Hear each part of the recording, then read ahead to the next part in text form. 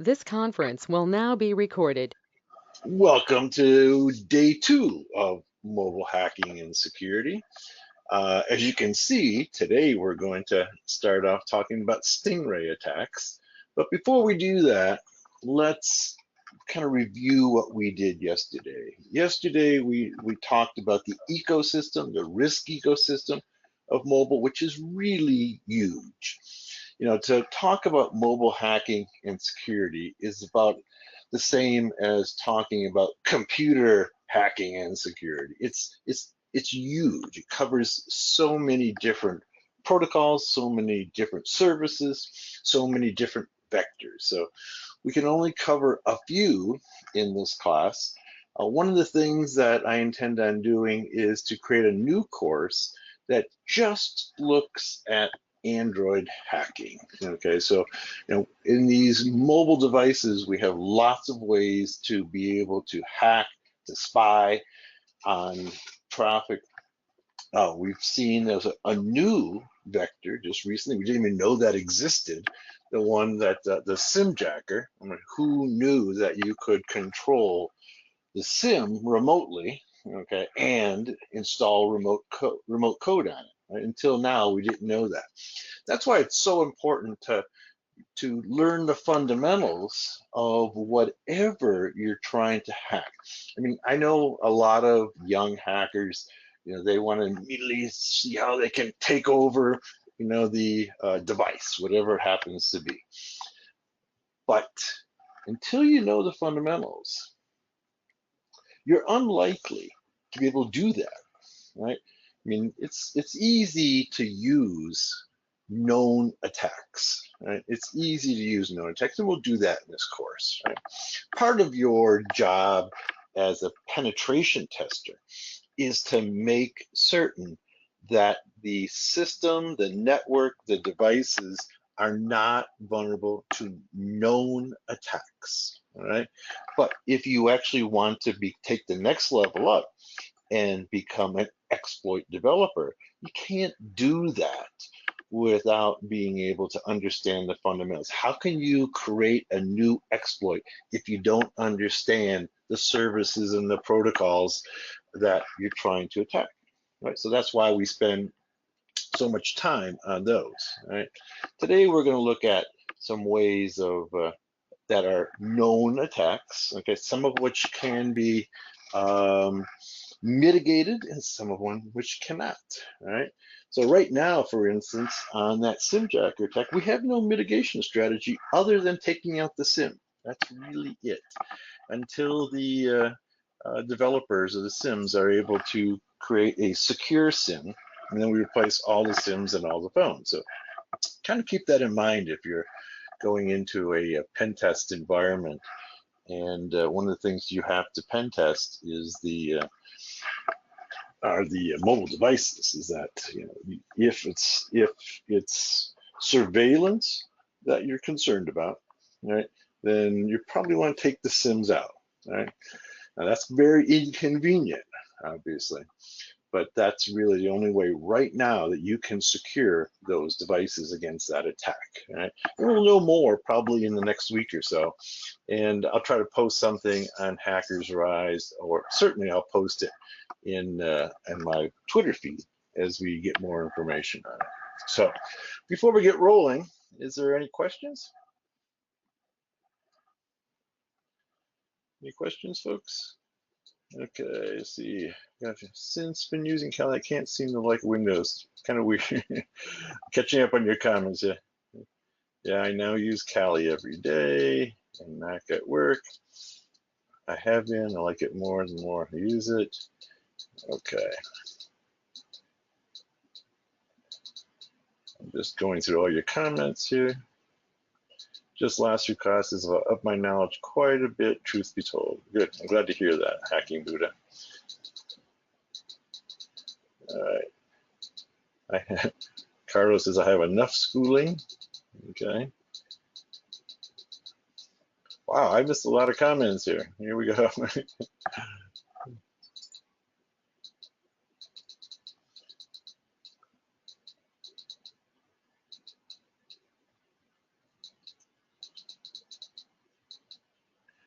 Carlos says, baby steps, walk before we can run.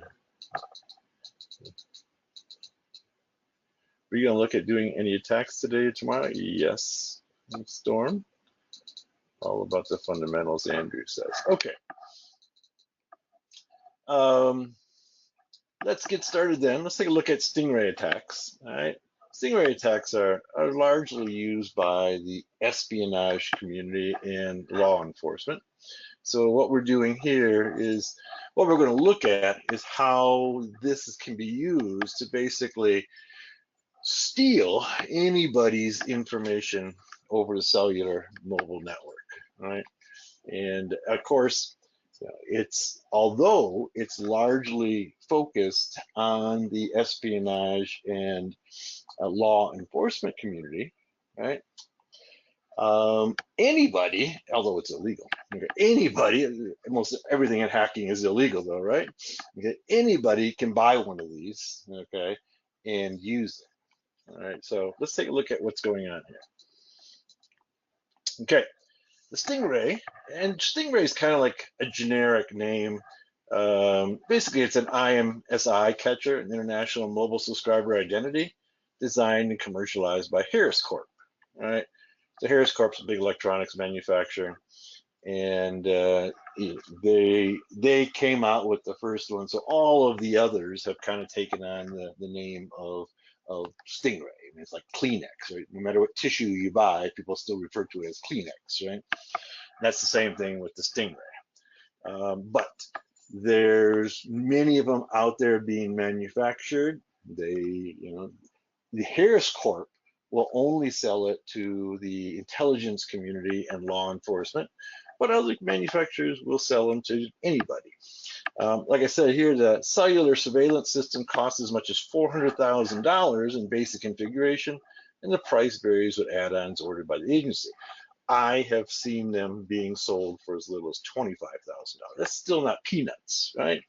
But when we're talking about national security, or we're talking about industrial security, so if you have industrial secrets being passed over the cellular network, this is a risk that you bear. I mean, $25,000, or even for that matter, $400,000, is not a lot of money for a competitor to pay to steal your secrets. All right, keep this in mind. Here's one, the Harris Corp Kingfisher. All right, this is actually an invoice for this particular one. Here's a picture of it down below. It's $157,300. All right, not that the price is really that important here, because like I said, we can buy them for significantly less. A good part of this is the training on these devices, but let's take a look at what can be done with these things. The IMSI catcher is a surveillance solution used by the military intelligence agencies for telephone eavesdropping. Right? It allows for intercepting mobile phone traffic and tracking movements of mobile phone users. So, of course, once we can actually intercept their phone calls, we can intercept their whole life, basically, including almost every step that they take, all their movements. Essentially, an IMSI catcher operates as a bogus mobile cell tower. All right, so that's what it is. It basically is a mobile cell tower. So if you can get this device, okay, put it inside of a vehicle, what have you, and move it close to the target, all right, put it in the parking lot of the corporate customer or the corporate competitor, and then those darn those pesky sneaky, okay. Let's see, what's, we got a couple comments here. It says, Andrew says, just so I'm clear, if a target was using Wi-Fi calling, wouldn't that circumvent the attack since the call's not? Yeah, of course. Okay, right. If they're using Wi-Fi calling, this would not pick it up. But how many of us use Wi-Fi calling? That would, if you were concerned about this particular attack, Carlos says, is Wi-Fi the same as VoIP? No, okay. But VoIP would definitely, both of those would be using the IP network for the calls, right? And so remember what I was talking about yesterday? Okay, we were talking yesterday about the femtocell. The femtocell basically takes the cell signal, picks up the cell signal in your home or office and sends it through the IP network, right? Directly from your home into the IP network. So that's what we're talking about in terms of Wi-Fi calling or VoIP. It's going directly into the IP network, without going through the cell tower. Here, what we're doing is with a femtocell, we're grabbing it in your home. So it's very localized, right? In your home or your office. But with a Stingray, what it goes up and replaces the cell tower, right? And you don't know it. It is totally transparent to you. Hey, Mark is here. Welcome, Mark. Okay. It's totally transparent to you. So you flip on your phone, right? You flip on your phone and you're making your phone calls and you don't know what cell tower you're connecting to, right? Your phone automatically connects to the closest cell tower, right? And this could be your cell tower, right? And it's a really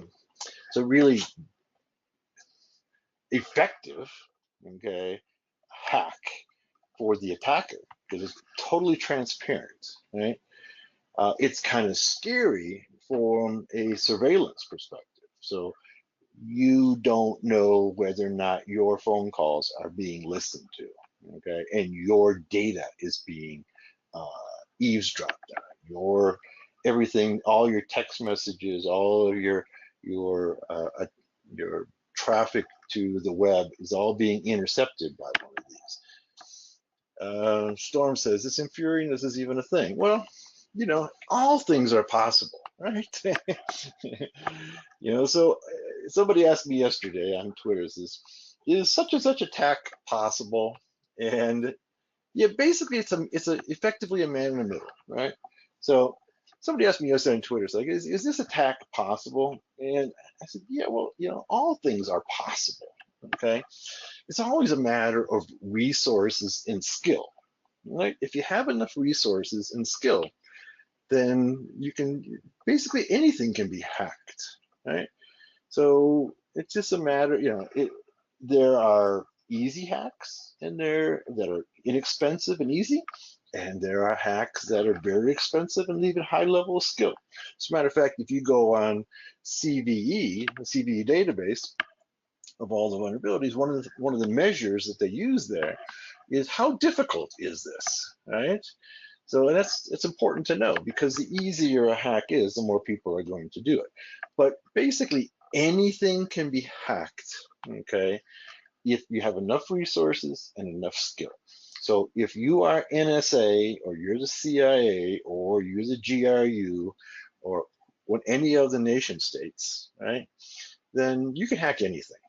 The only limitation is going to be whether or not it's your national government allows you to do it, right?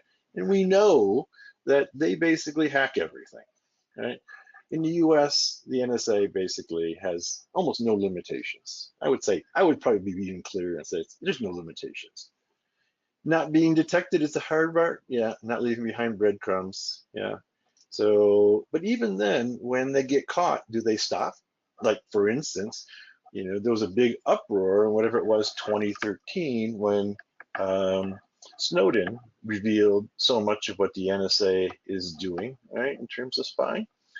But has anything stopped? Has anything changed, right? Has anything changed? No, they're still spying, right? Yeah, he does have a new book out. I'm anxious to see it, okay? Haven't read it yet. It says, don't come back. Are you referring to Snowden? Don't come back? If Snowden were to place a foot in the US, he'd be in prison for the rest of his life. He knows that, right? So it's unfortunate that he has to stay in Russia, but if he stepped one foot in the US, they'd lock him up forever, right? and we'd all forget about him. And that's the other thing, is that he'd be totally forgotten. So it all depends upon how you feel about state espionage, right? If you think that that's okay, that all the national governments are spying on their people and using the internet as a weapon, then he probably should spend his life in prison. If you think that there are such things as rights to privacy, okay, then some of this is overreach. Carlos says Intel oversight benefited according to it all. I'm not sure what that means. Intel oversight benefited according to it all.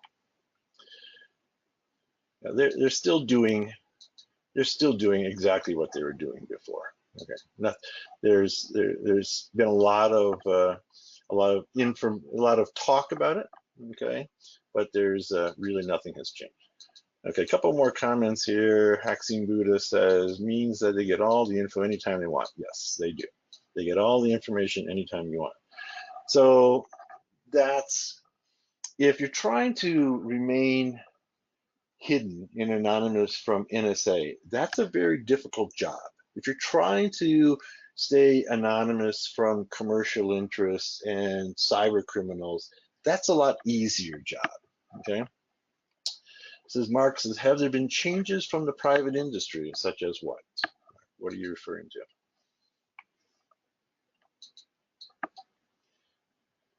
In response to notes, there's been a lot of lip service paid, Mark. I don't really see anything significant. They still admit that they're going ahead and collecting all the metadata, right? And so, even in Snowden's case, they said that they were not necessarily listening to conversations, but they're collecting all the metadata. And they have lots of places they can pick the metadata up at, okay? How many companies, okay, here's a good example, okay? If you're Microsoft, right, and NSA comes to you and says, we are concerned, national security issue, right? It's a national security issue. And we're concerned that there's going to be a major terrorist attack against Seattle and Washington, D.C., right? And it could be like a dirty nuclear weapon, killing millions of people, right? So that's the scenario. All right. What we need you to do, Microsoft, okay, is we need to be able to spy on certain individuals, okay, that we think are going to pull off this attack. So what we need you to do is not detect the malware that we're going to put on these systems. What do you think that Microsoft would do? What do you think that any of the antivirus companies would do? How do you think they would respond? Do you think they'd say, sorry? Yes, there's still metadata being given. Okay. Yeah, they would be full cooperation, as Haxing Buddha says. They would turn over everything. And one of the things that, if you watch the antivirus industry closely, okay, you probably know that, for instance, in the US, that Kaspersky is no longer allowed on US government systems, right? So if you're working for the US government and you like Kaspersky, you can't use it, right? On the other hand, if you're using an American-made, Symantec or McAfee or what have you, in some countries you can't use that.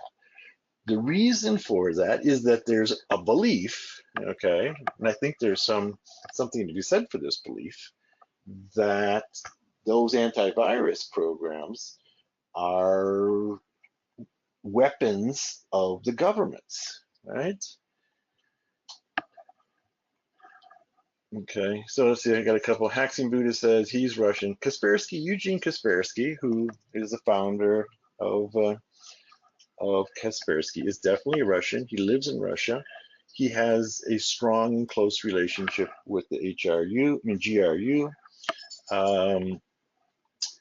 They are probably, in my opinion, the best antivirus software out there, right?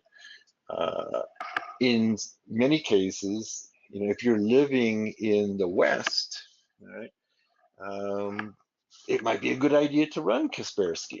Why? Because he's not going to be influenced by the NSA. As a matter of fact, it might just be the opposite. Okay, so if you're concerned about being spied on by the NSA, you're more likely to pick that up if you're running Kaspersky than you are running, say, Symantec, right? Because Symantec is going to cooperate and Kaspersky's not. At the same time, there has been a belief that's been perpetuated in the West that Kaspersky is spying on Americans, all right? And that's why they've been banned by the U.S. government. Okay, kind of like Huawei has been banned by in the U.S. for. So let's see, we have a couple comments here. We got, see, let's see. Maxine Buddha says, awesome point. Carlos says pros and cons. So did Mr. Rogers. Neither confirm nor deny. Okay, so you got to get out of the realm of thinking that antivirus companies are neutral. They're not. Okay, they are not neutral. So it's clear that if you watch the detection of, say, Kaspersky, okay, they tend to pick up the NSA's malware before anybody else does, right? And the American antivirus companies tend to pick up the Russian GRU's malware before they do. So there is this war going on between the antivirus companies. So choose wisely, And I tend to use. Well, actually, I won't even tell you what I use. Okay, we'll leave it at that. I'll just leave it at. So, there's a question here. Yeah. Says Storm says, where does McAfee fall in this war? Okay. And Storm says, not the company, the man. Well, they're an American company.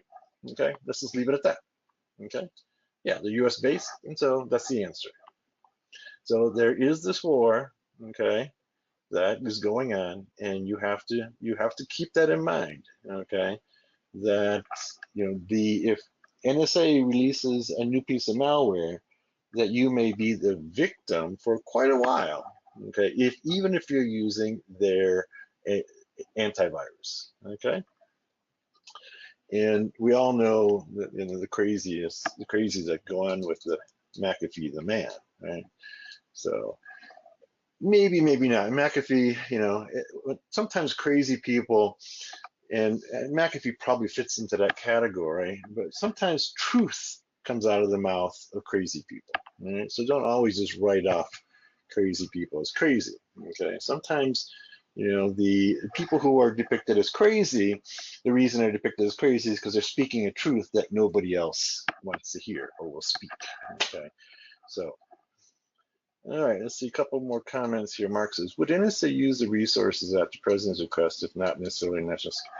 Well, that becomes a real important issue at the moment, right? Yeah, that's a really key issue. That's a really important issue. We don't know the answer to that because it's never been tested, right? Usually the president and the security and the intelligence community are on the same page, and in this case they may not be. I will say this, just tread a little bit into politics, okay? And I may come off as a crazy person by speaking about this, but the intelligence community in the US, at least, not necessarily in other countries, is very independent of politics. All right, their first priority is always self-preservation. All right. Their first priority is always self-preservation, as is most institutions, right? So self-preservation is always first. And so if they feel, no, not protect the government. I'm not saying that. I'm saying protect themselves. Okay, Carlos. Okay, protect themselves. That's any institution. Okay, we're going to talk about any institution's first priority usually is to survive, right? The self-preservation. Good. And that may be independent of the government, okay? Or it may be in line with the government. It depends. But when they're at conflict, okay, when they're at conflict, they will align themselves with self-preservation. Okay. Now, let's keep this in mind. All right. So today, okay, let's see. Mark is a British, I suppose. Mark, are you British or US? You're US, right? And Cunley is American, Haxi Buddha is American, Carlos, are you American? You grew up in the US, yeah. Okay. In any case, we're Southern Cali baby now. Okay, good. Today the news, yesterday and today the news is all about, a whistleblower in the US, right? It's all about a whistleblower in the US and the impeachment process that has begun, okay? Or is beginning right now. I ask you this, okay? Now, first of all, you gotta, sometimes you have, don't put me into any of your known pigeonholes politically, okay? Because I think the political processes, okay, not only in the US, but overseas as well, are very corrupt is probably too broad of a term to use. Their first priority is self-preservation as well. No matter what party it is, no matter who it is, their first priority is self-preservation, right? And that doesn't necessarily include the interests of the government. It doesn't include necessarily the interests of the people. Okay, so that's where I come from. Okay, Haxing Buddha says when you got a ballot and the choices make it for you, then there is an issue. I would agree with that perspective. Okay, especially in the U.S. where we only have two choices and neither one of them are good. Okay, and so if you only got two choices and neither one of them are good, is that democracy? So I don't want to get into politics. It's not a political science class. Okay, but we were talking about is espionage agencies, intelligence agencies, and their own self-preservation. Okay, so their primary concern is self-preservation. So if the government threatens them, then they're opposed to the government. If the government supports them, then they are supportive of the government. That's what it comes down to. Their first priority is self-preservation. Their first priority is not to help the government or help the people. Their first priority is self-preservation. Okay, so today we have this issue going on, okay? And who is the whistleblower? Anybody know? Anybody know? Any knowledge? Anybody paying attention to the news? Okay.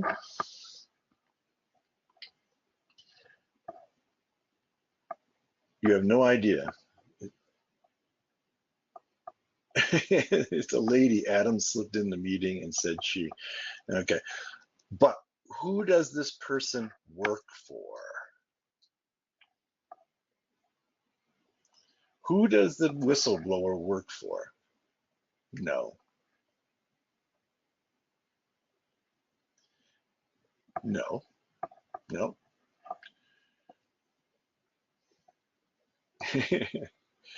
They are a member of the intelligence community. That's all we know right now. Okay.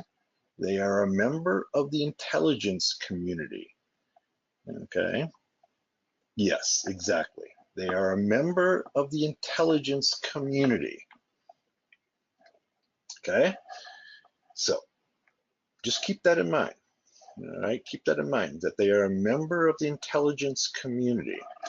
That's all we know about them. Eventually we'll find out who they are, but that means that they are, they are part of this apparatus that is concerned primarily about their own self-preservation.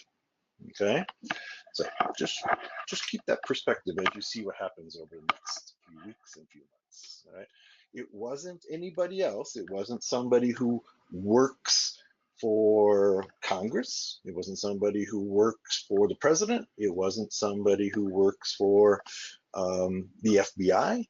It was somebody who works for the intelligence community. Now that's really, really broad. Okay, there's a lot of people who work for the intelligence community. I will also ask you this one last question to keep in mind. Okay, what is the greatest threat to the intelligence community right now? Okay, what's the greatest threat to the intelligence community right now? All right, got a few questions, a few comments. Okay.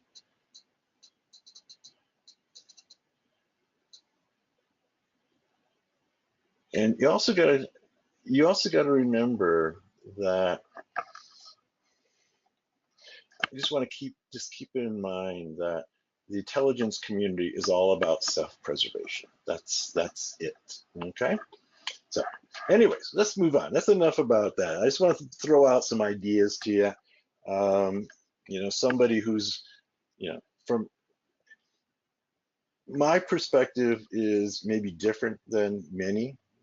I have spent many years on the fringes of that community. I have a pretty good idea of what's going on there. And it may differ with some other people's, but I'm entitled to my opinion. So there you go, you got it. I just want to give you some points to think about. All right. So here we go. I have a love-hate relationship with the intelligence community. I'll just leave it that way. I have a love-hate relationship with them. So anyways, the Stingray allows for intercepting mobile phone traffic and tracking movements of mobile phone users. Okay, essentially, an IMSI catcher operates as a bogus mobile cell tower that sits between the target mobile phone and the service provider's real towers. Right. So essentially, it picks up your cell communication, your cell tower communication, and sends it on through the network. Right. But because they pick it up, they can see and hear all of the data. Now, also, people often will say, "Oh, it's only used by law enforcement to catch the bad guys." But remember, if the bad guy is, in your neighborhood, they're listening to your conversations as well. All right, and they have all of your data. Right. So they're collecting everything because it's the nearest cell tower. You are going to connect to it. Okay, so here's the cell site simulator surveillance. Okay, here's the cell site simulators trick your phone into thinking they are base stations. Right? And here you show a little van, okay, that's running a Stingray, and everybody in the neighborhood, everybody with where that cell tower is the closest, is all going to be sent through that base station, all right, including all of your internet traffic, all of your voice calls, all of your text messages are all going to go through that, okay? The IMSI catcher runs a man-in-the-middle attack, okay, that could not be detected by users without using specific products that secure communication on mobile devices. The use of the IMSI catcher is raising a heated debate in the United States because devices like Stingray and other similar cell phone tracking solutions are being widely adopted by law enforcement agencies across the US. Now, you understand that in the US, there are wiretap laws, okay? There are wiretap laws. And it's unclear legally whether or not there's warrant requirements, whether or not some of these digital eavesdropping those laws apply to them. Okay, some courts have said yes, some courts have said no. Right, this is different than tapping. And so if all I'm doing is looking, the law actually is very old, and it talks about listening to a conversation. You have to have a warrant, as Mark points out. Okay, but what if all I'm doing is picking up your metadata? Do I need a warrant for that? And what can I learn from your metadata? Right? And is watching your text message and your internet traffic, is that eavesdropping? In most cases, the courts have said no, that's not. Okay, that isn't contained in the warrant requirements for eavesdropping. Carlos says you can do stuff without specific permission, like metadata, and learn everything. Yeah. And people say, oh, it's just metadata. But if you correlate metadata from all the human beings on the planet of the Earth, you can learn an awful lot about what's going on. So in this case, though, it's unclear, okay, what laws apply to this. Okay, yes, data science is a big deal right now. So when we were talking yesterday about the fact that the NSA collects all this data and puts it into these big repositories in Utah, right? If you know how to use that data, you can learn a hell of a lot about the people without listening to their conversations, right? That's what data science is all about, right? Is learning about pulling intelligence out of all that data, right? So anyways, so yeah, that's business AI and business data science is what the NSA is all about, right? So they can collect all this data legally, and then they apply techniques to be able to understand what it means, okay? So for instance, this is a few years ago, let's see, maybe 5 years ago, 4 years ago, I did some work, consulting work for Homeland Security. And basically what we were trying to do is to determine, okay, who should go on the no-fly list, right? And it's amazing how much data they have on everybody, all right? And they can determine, how many steps away you are, okay, from somebody who they suspect is a terrorist, okay? So it's like, how many steps away from a terrorist do you have to be to get on the no-fly list? These are the decisions they're making. This is data science, right? So they've got all of this data, and they're trying to decide, okay, how close to a known terrorist or somebody who they suspect is a terrorist do you have to be before you get on the no-fly list? Or they pay closer attention to you, and they won't say, for instance, put you on the I'm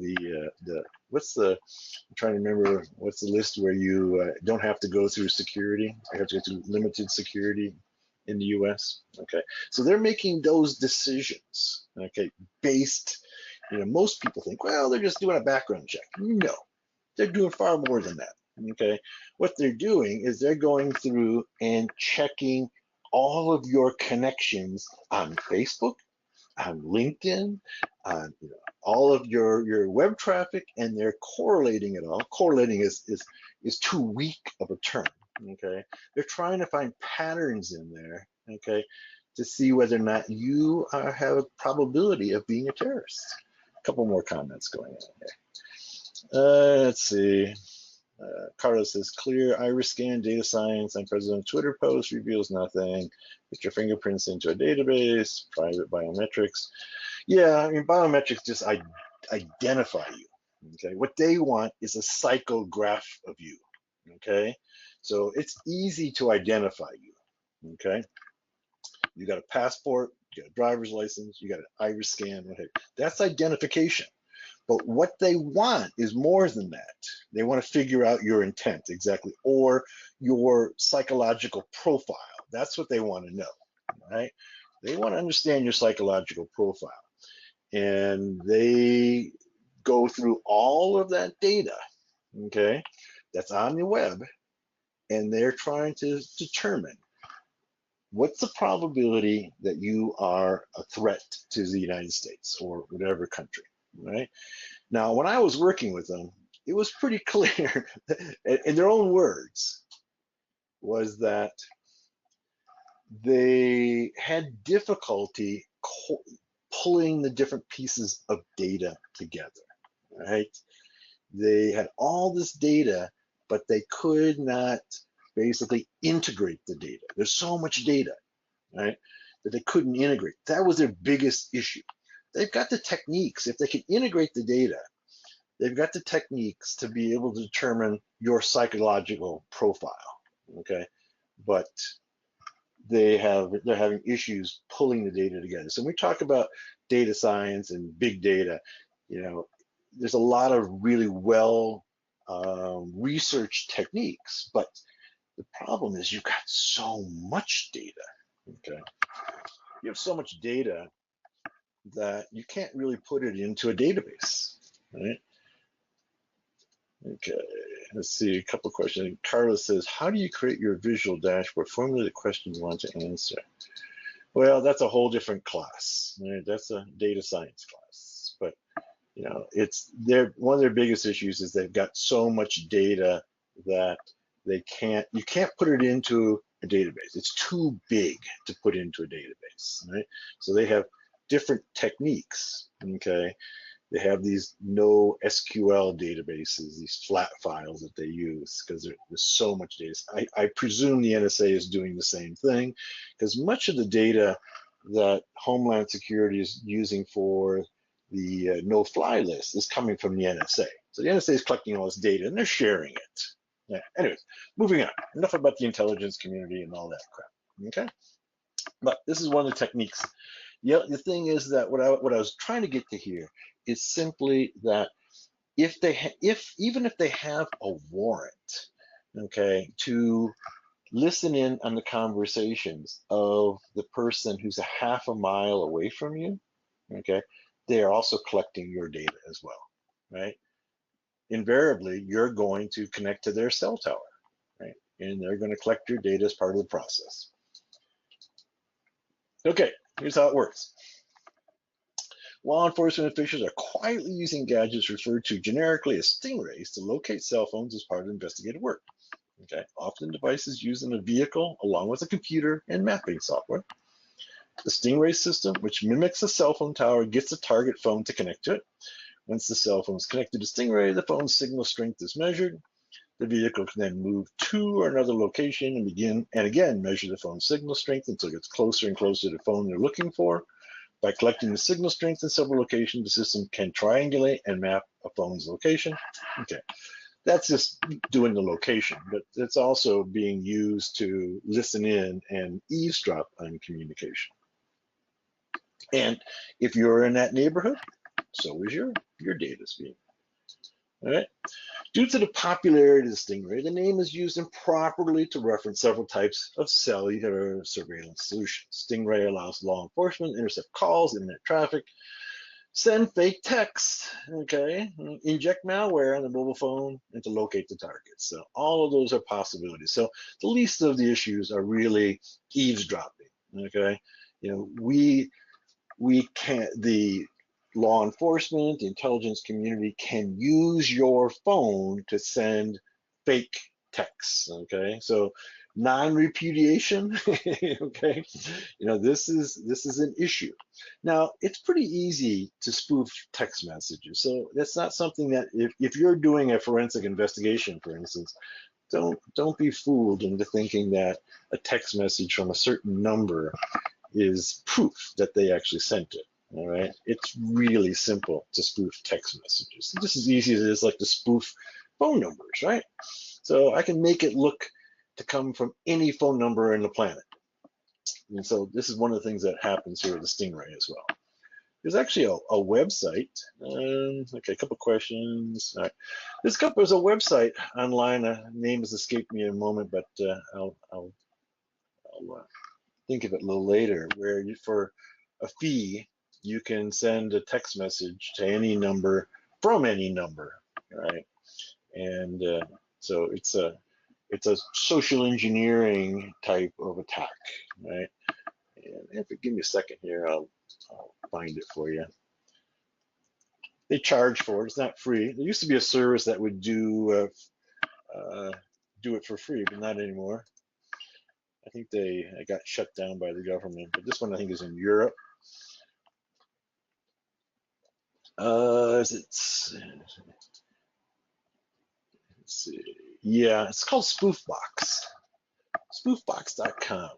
Okay, and they don't charge a whole lot, but you can send a text message from any text message. All right, there's got a long comment here from somebody. Okay, from Carlos. According to Hackaday, the Department of Homeland Security has confirmed there are cell site simulators, Stingrays, IMSI catchers, and others otherwise known as private cell phone base stations around Washington, D.C. Of course there are. It's unknown who's operating the simulators or even where they are. There are two things to read between the lines of this information. Duh. There are rogue Stingrays in D.C. Holy crap, duh. I'll bet they're also around Midtown. They're probably in every, you can buy the stuff on eBay. Yes, you can buy it on eBay. Okay. Yeah, so Hacks and Boost is also a free email service that can spoof email addresses. Yeah, as part of that whole thing, there's also fake Tor routers around. I think I've talked about that before. The NSA puts in their own Tor routers so they can track Tor traffic. Just keep that in mind. Okay. I think I've told the story more than once that I was in DC doing some work, and I was from my office. Tor is really slow. It's really slow. Okay, yeah. In the CWA class, I told that story.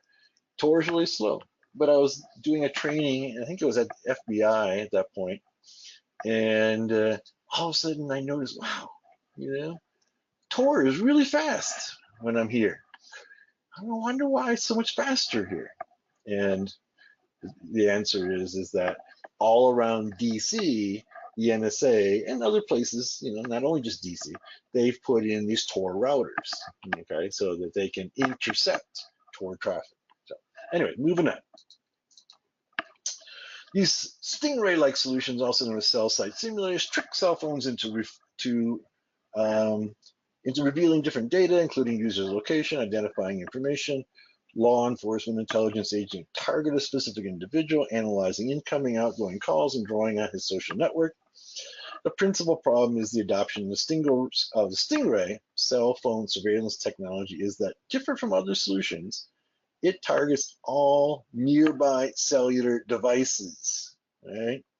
Allowing an attacker to get information from hundreds of devices concurrently. Okay, so everybody who's in the area, their data is going to get collected in this. Stingray equipment could operate in both active and passive modes. In the first case, devices simulate the behavior of a wireless carrier cell tower. In the second case, it actively interferes with cellular devices performing operations like data exfiltration. All right, so these devices are designed to be used both as listeners and as ways of being able to pull the data out and actually insert data. Passive mode. The Stingray that is operating in passive mode is able to receive and analyze signals being transmitted by mobile devices and wireless carrier cell stations. The term passive indicates that the equipment doesn't communicate directly with the cell devices, so it's listening only. It does not simulate a wireless carrier cell site. The activity of a base station surveys allow extracting information on cell sites that include identification numbers, cell signal strength, and signal coverage areas. Stingray operates as a mobile phone to collect signals sent by cell stations near the equipment. All right. Then active mode. The Stingray equipment operates in active mode, will force each cellular device in a predetermined area to disconnect from its legitimate service. It can do that. It's kind of like if you're working in Wi-Fi hacking, one of the things that you do in Wi-Fi hacking is the first thing you do is disconnect everybody from their AP. Same thing goes on here. So if you're nearby, okay, and people are already connected to a cell tower, you can knock them off their cell tower and basically then force them. You don't force them; they naturally will reconnect to the strongest signal, right? What's the Carlos says? So this is what they do at foreign embassies. Try not to have your IMSIs. Yes, they do it at foreign embassies and far more.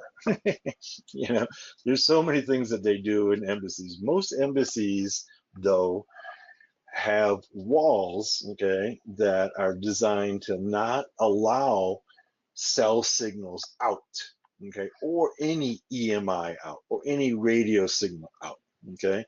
So the people who build and design embassies around the world for any government have to have top security clearance because they build those buildings in a way to keep them secure. You know, if you're working for these agencies, you have many tools to listen in on what's going on, including listening in on wire transmission. The NSA and the CIA have a tool that they refer to as a squid. And what the squid can do is that it can actually pick up the EMI from a wire, okay, up to miles away, okay? So as the bits are going through the wire, right, the bits are traveling across the wire, they can read those bits, okay, from miles away, okay? Therefore, these embassies, okay, have walls that try to limit the EMI that can be passed through them, electromagnetic interference. If you've ever been into these secure military sites, the same thing. You go inside these sites and your cell phone doesn't work, okay, among other things. Okay, nothing works. No signal will pass through the walls of these buildings. All right, Mark says, okay, and there are no ways to detect whether you're connected to an IS. There are ways to detect it, okay, but the average user is never going to. And actually, not only are there ways that you can, but you have to special tools to be able to detect it. But the carriers can detect it because they know that this tower isn't part of their system, right? But you know, unfortunately, they're not watching that closely, right? And if this tower can appear to be able to be like a competitive carrier's tower, right? And so they're all interconnected by SS7, right? So it may appear to them as just being another carrier's tower, not there. They know all their own towers, but they allow all towers from all carriers to connect to their system by SS7, right? And SS7 has no authentication on it, right? So later on today, we'll look a little bit at SS7. You know, we're not going to actually hack it, but I can show you how it can be hacked, right? It's, you know, if you have the skills, you can do it. It's not that hard to do. And there are tools that are out there, open source tools, that will allow you to hack SS7. Why do I want to hack SS7? Okay, is that, well, it's not even like air crack, you know, we have to crack a password. There is no password on SS7, right? So SS7 is there's no authentication, right? So the reason we want to hack SS7 is that then we can, so if the way it's being used primarily right now is to be able to pick up that two-factor authentication, right? So if I have somebody's account that I'm trying to hack, right, their password on their Gmail account or their Facebook account or you name the account, bank account, right? And they ask for two-factor authentication. In most cases, that two-factor authentication is going to be an SMS message, right? Okay, how many SMS? Okay, I'm talking about myself. I have so many SMS messages from two-factor authentication, right? And so what I can do is I can go ahead and hack the SS7 system to intercept, okay, that SMS, get that number, okay, and now I can authenticate against the system. Carlos says, using an authenticator any better? Are you talking about two-factor authentication? Is that what you're referring to? Yeah, it's only 6 digits usually, right? But it'll lock you out if you try to do it improperly. But if I can get into the SS7 system, I can get those 6 digits, apply them, and now I'm authenticated to that bank account, to a Facebook account, what have you. Okay. Now you better believe that NSA and the other spy agencies are doing exactly that. Okay. So it's relatively easy to do. All right.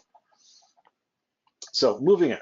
So active mode, okay, will force each cellular device, okay, in a predetermined area to disconnect. So sending out basically a deauth signal, okay, like you do with AirCrack, okay, a deauth signal. And then when they reconnect to the strongest signal, okay, and that means everybody in the area will now reconnect to the Stingray and establish a new connection with the attacker's Stingray system. Stingray broadcasts a pilot signal that's stronger than the signals sent by legitimate cell sites operating in the same area, forcing connections from the cellular device in the area covered by the equipment. Right? Very similar to working with a fake AP. Okay, so if you're using like an evil twin, what have you, this is what you would do. All right. A couple comments here. Let me read them. All right. Carlos says, Rocky oftentimes won't crack it, although I've tried Hashcat with GPU with more success. Rocky, I don't know why anybody even uses it. Okay. Okay. What I think you should do, this is going into a whole different area here, but RockU is a big dictionary, but before you use something like that, okay, create a customized list for the user. Okay, yeah, create your own list, and don't make it millions of names. Make it like 5 to 10,000, and use some tools that are out there available to us to create customized lists. Right? There's lots of them out there. Create customized lists. People aren't that creative with their passwords, right? They're not going to, some people will. Some people will create 21 character passwords that you're never going to crack. But most people, okay, over 10% of all the passwords in the world that we've collected, okay, are there's only 20 passwords that are used in 10% of all of the accounts. Okay, if you create the top 10,000 passwords, you're probably going to collect approximately 1/3 of all accounts. And you only got to get one account. Okay. Anyways, let's read comments. Make an efficient one is better than a huge, which I agree. Make an efficient one. Okay, because if you're just throwing out random passwords, you're going to be there for a while unless you have unlimited funds and unlimited resources. And if you're the NSA, you can do that, right? If you're the NSA, you can just like take any hash and put it in their supercomputers, and you can crack it, right? Not true for the rest of us. So in that case, you got to think strategically here, okay? Let's see. Cumley says, Rocky only has clear text password. How is it in the hack password that are typically a hash?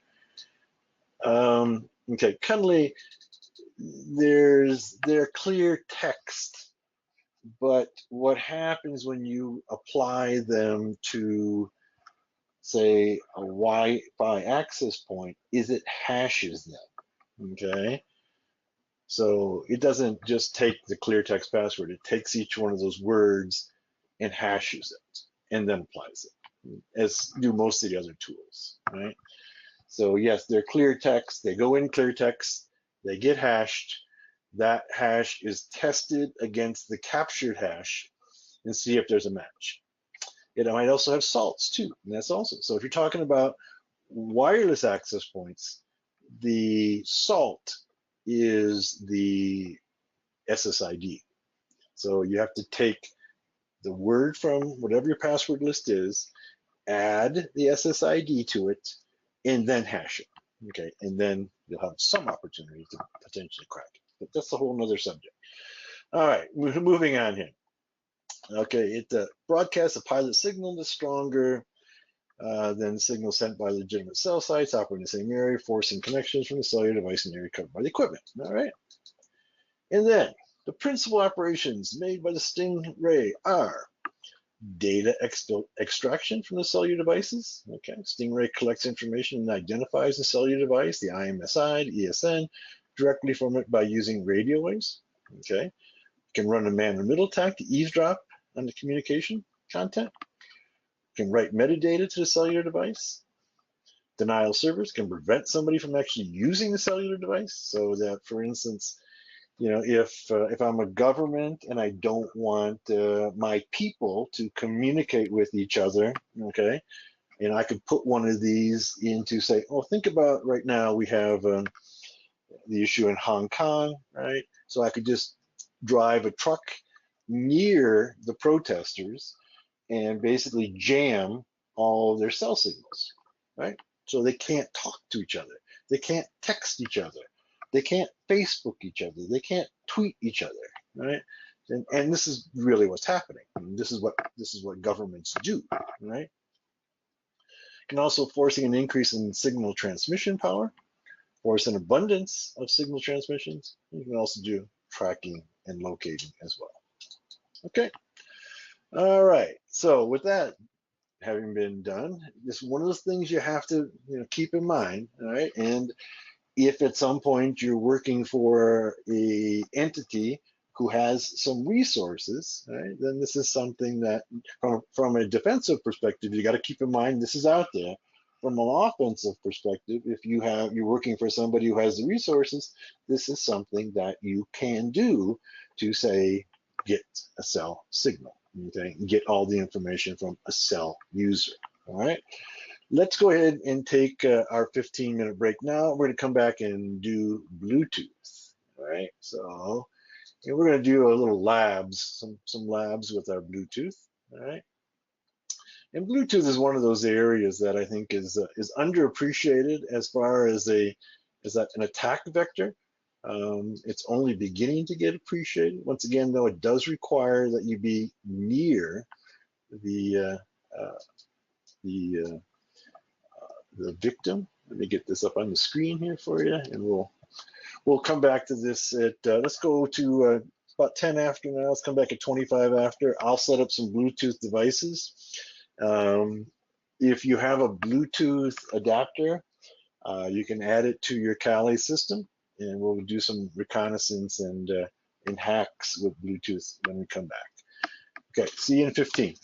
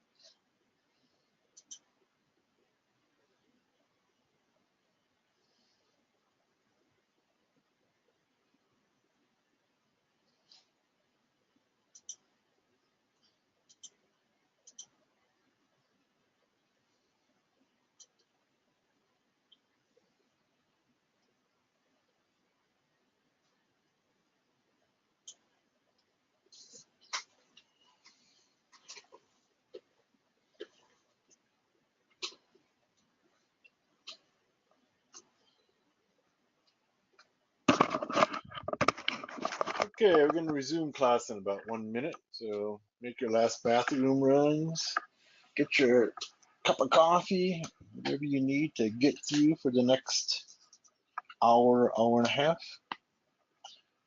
And we're going to focus on the Bluetooth technology as a vector for attack.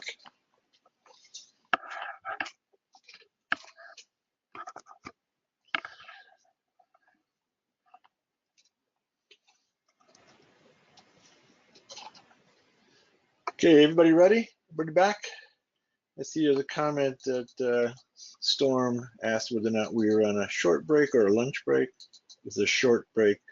I don't know, were you here at the beginning on yesterday's Storm? We talked about our schedule. We take a short 15-minute break in the middle of the morning session, and in the afternoon session, take an hour lunch break in between. So we'll do another hour, hour and a half, and then take our lunch break at that point. Okay, let's get rolling then. Everybody back? Give me some kind of feedback here.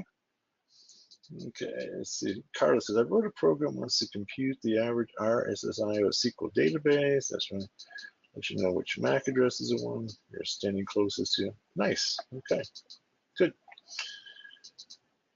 All right, let's go talk about Bluetooth now. Bluetooth is one of those services, technologies that are built into most devices now, but primarily, I would say, primarily used in mobile devices, right? Our cell phones and tablets and what have you. And they're ubiquitous now on our mobile devices. You probably have it built into your laptop, desktop as well. Okay, but you know, even your keyboard, your mouse, uh, speakers may all be Bluetooth. Right? So let's go ahead and talk about what is Bluetooth. Today, Bluetooth is built into nearly all of our mobile devices, okay? And this is where it's widely used. These include our computers, smartphones, iPods, tablets, speakers, game controllers, and many other devices. The ability to hack Bluetooth can lead to the compromise of any information on the device, all right? Including pictures, emails, texts, control of the device, and the ability to send unwanted info to the device, right? One of the things that I think is an underrated attack, and we'll talk a little bit more about this, is the ability to basically spoof a Bluetooth device, all right? And so one of you, for instance, we talked about just a minute ago that your keyboard may be using Bluetooth. As a matter of fact, my keyboard on the computer next to me, not the one I'm using right here, okay, uses Bluetooth to connect. Okay, so Bluetooth has various classes of devices, okay, and dependent upon the class of device, it has certain permissions. So your Bluetooth keyboard has permissions to be able to send keystrokes to your computer, right? Okay. So what if I could create a Bluetooth device, okay, that told the world that it was actually their speaker system, but in reality, it was a keyboard, right? So I go ahead and you every day connect to your music, you know, using whatever Spotify or Pandora or what have you, and you connect to your Bluetooth speakers. And I can see that, okay, in my reconnaissance, I can see that every day you connect to your Bluetooth speakers. Because I do a recon on all the Bluetooth devices, right? And I presume that those speakers over there are what you're connecting to. So I could possibly spoof, okay, your speaker system, okay, and connect to your system via Bluetooth, right? But in reality, it is a keyboard, and then send keyboard commands to your device. Follow me? Does that make any sense to you? Right? In reality, there are devices out there that do this. you don't have to reinvent the wheel, okay? They're already out there. There are devices that will spoof the speaker system or any other Bluetooth devices that are actually keyboards. Okay, I have one right here. So Uh, they're harder to get because people have found that there's some malicious intent here. But you can go ahead and get these devices and then take total control of the system because you are the keyboard on their system, right? And you can send any commands that you want onto that system, right? So let's talk. There's all kinds of possibilities with Bluetooth. If I'm in range, now remember that the minimum range is 10 meters. All Bluetooth devices must be able to communicate over 10 meters, okay? 33 feet, right? So, that's, I can reach, my neighbor's house, okay, at 33 feet. They're Bluetooth devices. I can usually see their Bluetooth devices in their home, right? Some Bluetooth devices will send out a signal up to 100 meters, right? That's a pretty significant distance, right? So we don't have to be right on top of them. At the very minimum, we have to be within 33 feet. The very maximum, we have to be, length of a football field, okay, from them. So these are, we don't have to necessarily have physical control, but we have to be near them, okay? If we're talking about a public area, you're talking about a restaurant, an office, a coffee shop, what have you, there's a lot of Bluetooth devices in the immediate area that you can connect to, all right? So, and all these possibilities are there, okay, if you know how to work with them. Carlos says, I used to Bluetooth to send INS data to the ground from a drone. I built it so it's farther than you think. Okay, yeah, you can send Bluetooth information quite a distance. I mean, there's no limit to how far Bluetooth can be used. There's a minimum, there's no maximum, right? No minimum, but there's a maximum. So Bluetooth is a universal protocol or low power near field communication operating at 2.4 to 2.485 gigahertz using spread spectrum frequency hopping at 1600 hops per second. This frequency hopping is a security measure. Okay? It was developed in 1994 by Ericsson Corp of Sweden and named after the 10th century Danish. Sweden and Denmark were one single country in the 10th century. King Harald of Bluetooth. King Harald the Bluetooth is actually what he was, okay? So Ericsson being a Swedish company, right? They named it after one of their kings. The minimum specification for Bluetooth range is 10 meters, but there's no limit to the range that manufacturers can implement in their devices, right? So you find out, you start doing some recon on Bluetooth, you'll find that you can only pick up some devices, that are near you within your home or office. And then you'll see some that, where did this one come from? It's, you have no idea. It's great distances from you. And you find out, and it can be, 100 meters or more, okay? Many devices have range as long as 100 meters. With special antennas, you can extend that even farther, right?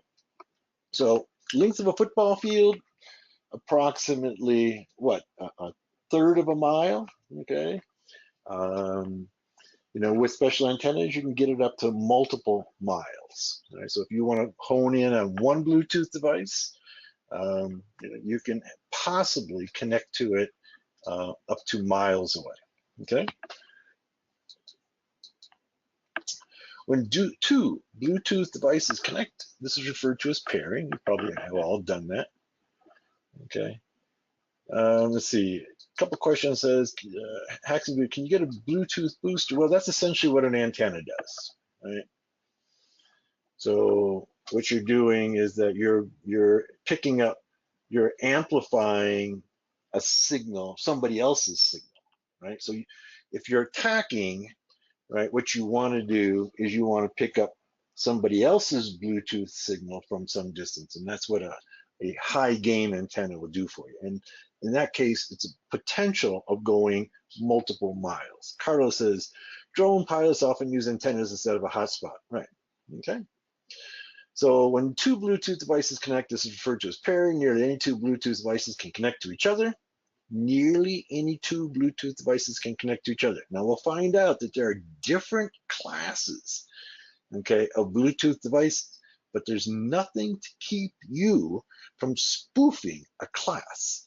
Now, in the firmware of your Bluetooth device, there is a class specification.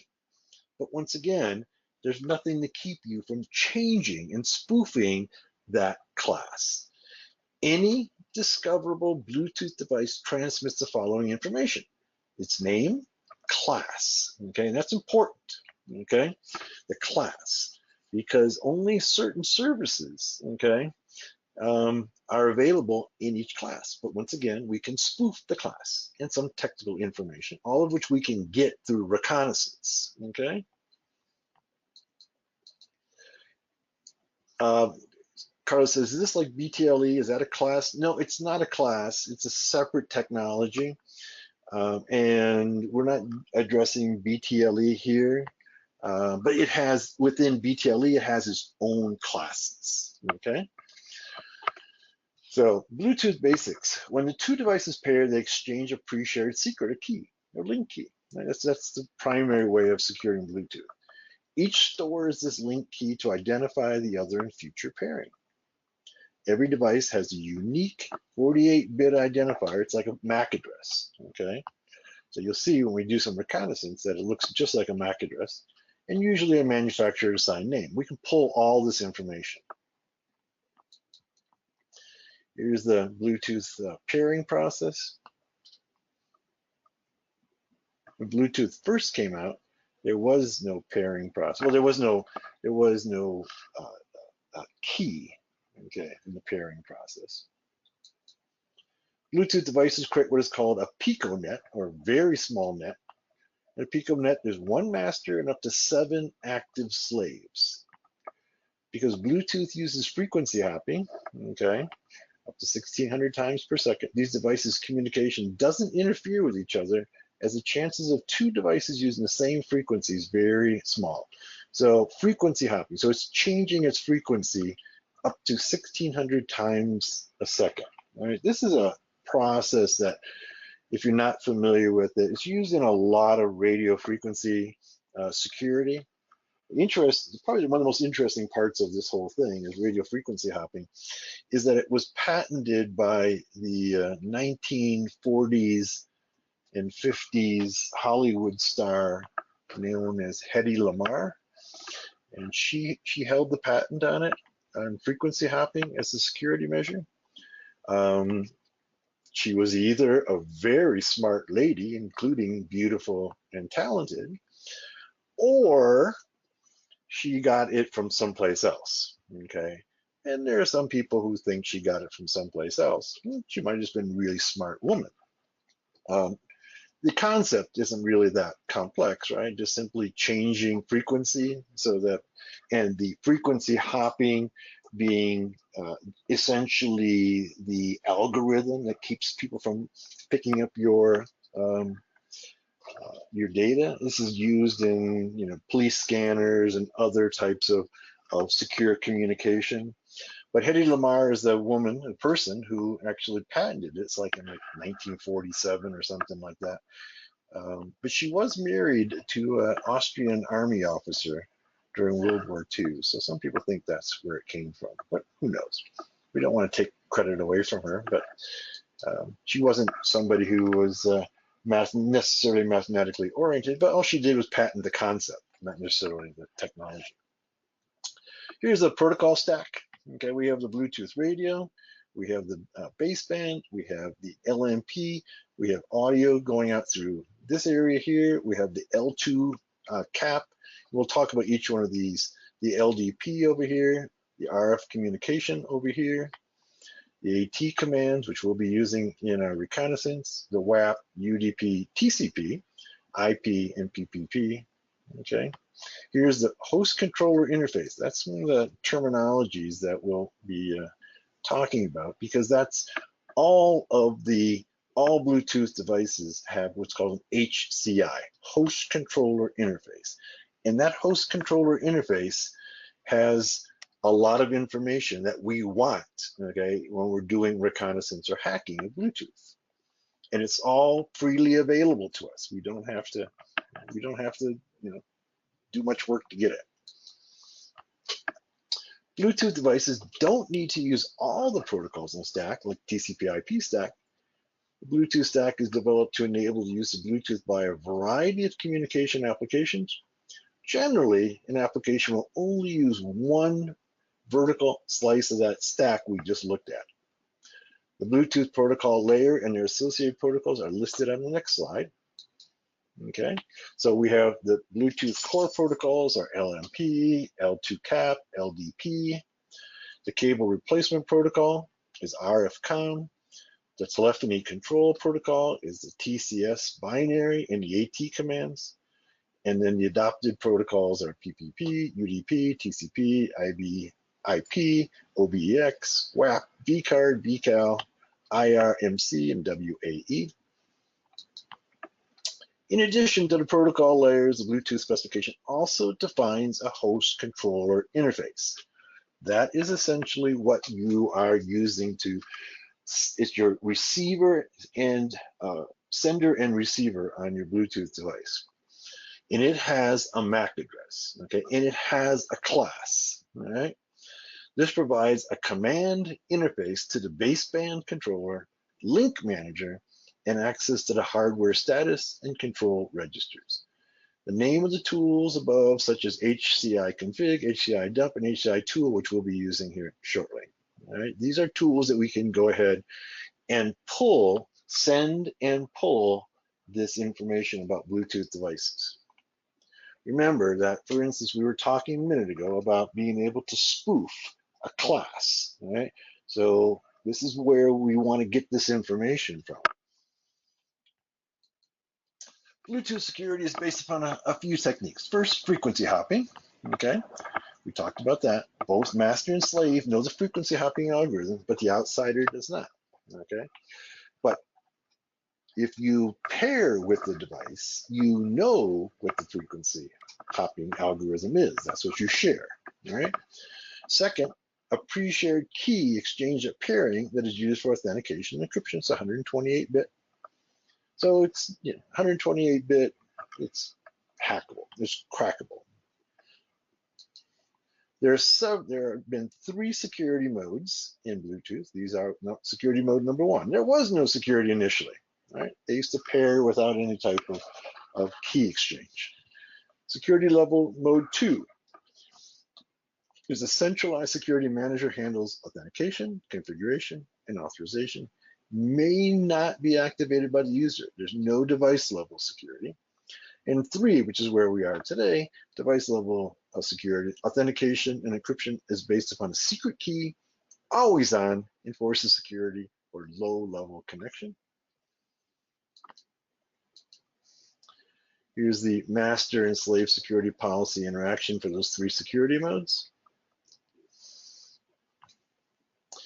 Here we have security mode 3 from the master and the slave. The link is authenticated, and if either the master or the slave security policy demands it, it's encrypted. Okay, some of the attacks against Bluetooth. Okay, there's blueprinting, which is a process of footprinting, all right, in Bluetooth. We'll do that. Blue snarfing, attack takes data from the Bluetooth-enabled device. This can include SMS messages, calendar info, images, phone book, and chats. Blue bugging, the attacker is able to take control of the target's phone. Bluebird is developed as a proof of concept tool for this purpose. Blue jacking sends a business card, a text message that if the user allows to be added to the contact list, enables the attacker to continue to send additional messages. This is essentially, I made reference yesterday to a company who had approached me about doing advertising essentially in Vegas. With all those thousands of people crossing the street, walking down the street in Vegas, they wanted to basically send them, rather than having somebody pass out leaflets or cards, just as you walked past, they would send you an advertisement, okay, for whatever service they were offering or trying to sell, right? And that would basically be a blue jack attack, okay? And then BlueSmack is a DOS attack against Bluetooth devices. So let's go ahead and do some Bluetooth recon. This is kind of laying out the basics of doing a Bluetooth recon. So the first thing we gotta do is we gotta download and install BlueEZ. It's not built into your Kali, so I'm gonna go ahead and open up our Kali and we'll do that first. Let's go ahead, get my screen available again. There we go. Let's get my Kali going. We'll go ahead and get it installed. You can follow along as well. You're going to need a Bluetooth adapter, okay, to do this. Your laptop probably has a Bluetooth adapter. You may or may not be able to use it. In most cases, I use an external Bluetooth adapter. And I use a Panda adapter. I found them to be that work best in Linux systems. A lot of the Bluetooth adapters are designed for Windows system. Only a few of them are designed for Linux systems, and in many cases I found that they don't work that well in Kali. I just plugged mine in, and let's go ahead and see, get it connected. And here it is right here, Cambridge Silicon Radio, Bluetooth dongle, HCI mode. Let's go ahead and connect it. Let's go. Didn't connect, it looks like. Let's try again. It says fail to attach it. Here's a good example where sometimes there's difficulty getting them to attach.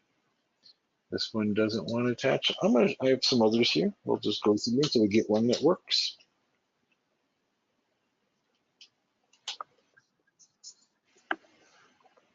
Yeah, you gotta be careful which ones you buy. Right? They're cheap though. Let's try this. Another one is here's the Broadcom Bluetooth. Okay, let's see if we can connect this one. Looks like so far not getting any error message on it yet. No, it's still not. No, doesn't want to connect. Fail to attach. This is not good.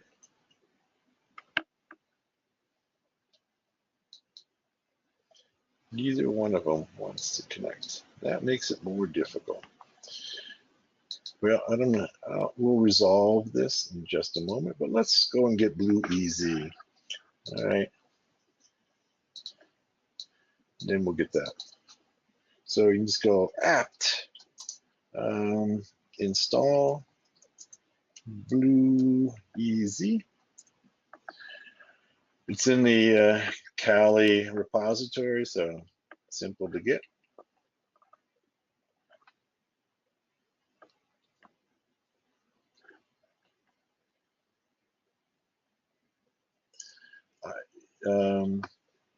Carlos says, why do I remember RFKill? I don't know why you remember RFKill. You probably remember it from wireless or Wi-Fi. Mine's kind of seems like it's stuck at 80%. Still working here. I may have to reboot the Kali system to get it to work. We'll try that out. But I've used these in the past and I know they work.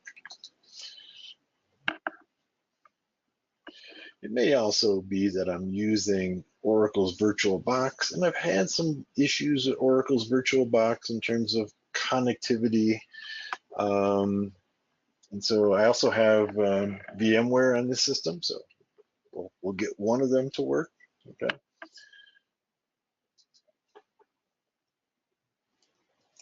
But right now, I'm a little concerned that it seems to be hung at 80%.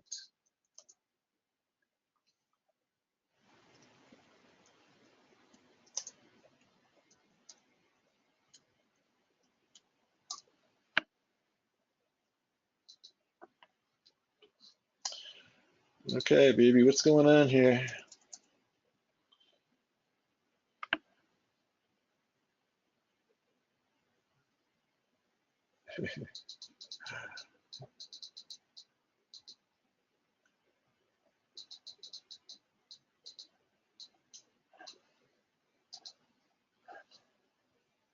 Huh, mine seems to be hung on 80%, and I'm stalling entirely.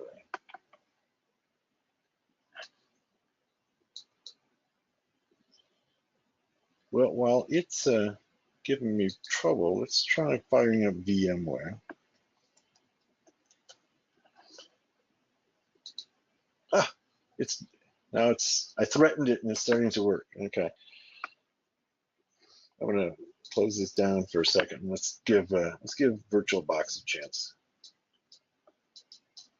Yeah, I think it's stuck there. It just takes a long time at that 80%. I think it's what it's doing. Yeah, it's got to be patient with it. I think what's happening with it is that it's extracting a bunch of data. Okay. Yeah, yours is done now too.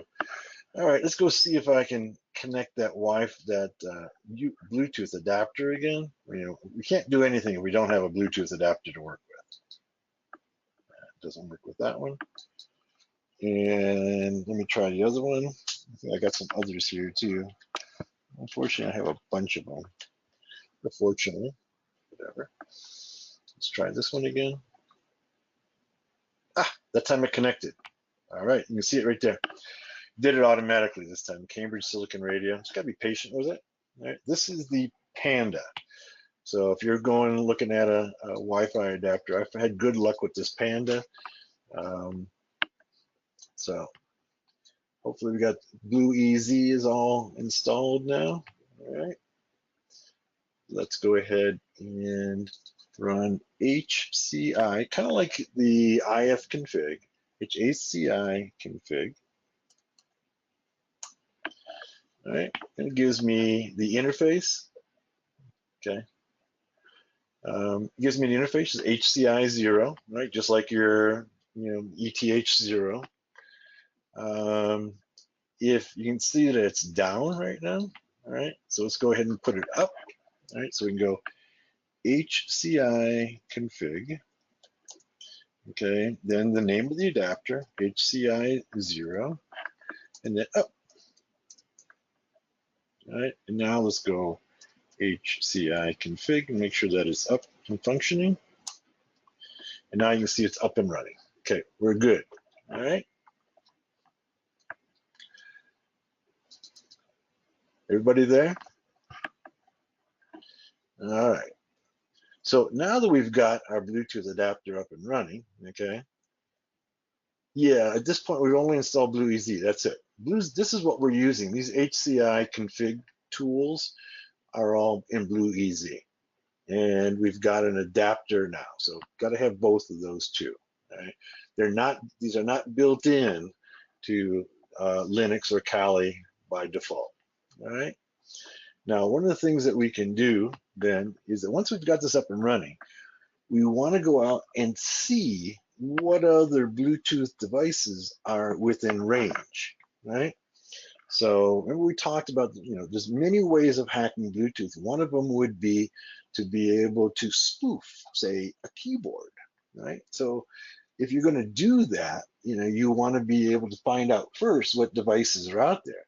And just like in Wi-Fi hacking, if you've done Wi-Fi hacking, you know that part of what you have to do initially is to get the MAC addresses of the AP and of the clients. The same thing applies here, right? Because we can spoof these MAC addresses if we have them. So first of all, let's go out and do a scan. I think I have at least one or two Bluetooth devices here. Let's go see if we can pick them up.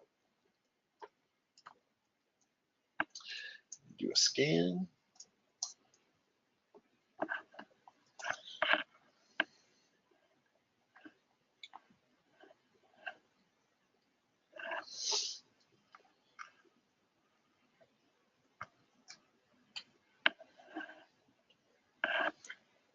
It scans, and when it finds it, it'll it'll go ahead and present it to us with the MAC address, okay, of the device.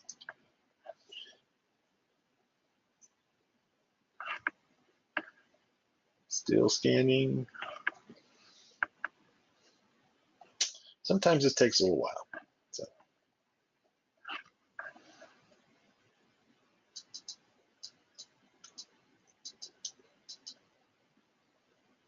Hacking Buddhist says, hey, I got a ton in my office that people have no idea how vulnerable they are. Good. Yeah, if you're in a well-populated area like your office, you're going to find, there's all kinds of Bluetooth devices, okay, nearby. Remember that this can be up to 100 meters, so it's you're going to find quite a few. And you might actually pick up all of our sales department have Bluetooth. Good. Well, you had more success so far than I have. Mine is still scanning.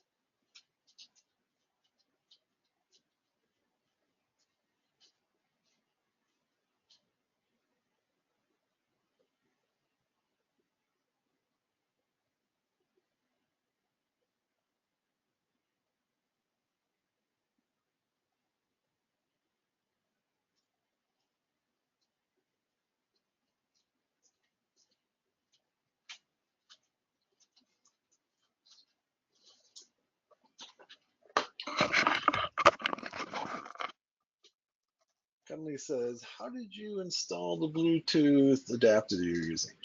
I just plugged it in the USB port, right? And then mine's still scanning, hasn't found anything yet, okay? But and then just went to USB and connected it from there.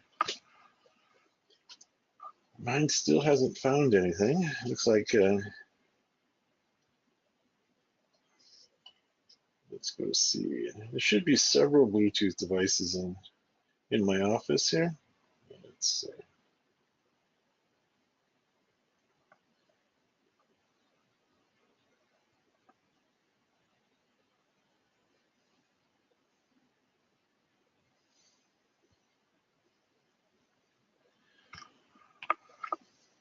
Usually it picks up something quicker than this. There should be several here. Let's give it some time. Try to be patient.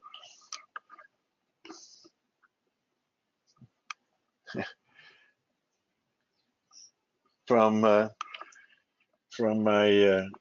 on my phone, I just went to Bluetooth on my phone and did a scan from my phone, and I picked up somebody's new Kindle, okay, that I don't know the name, so that gives you some idea that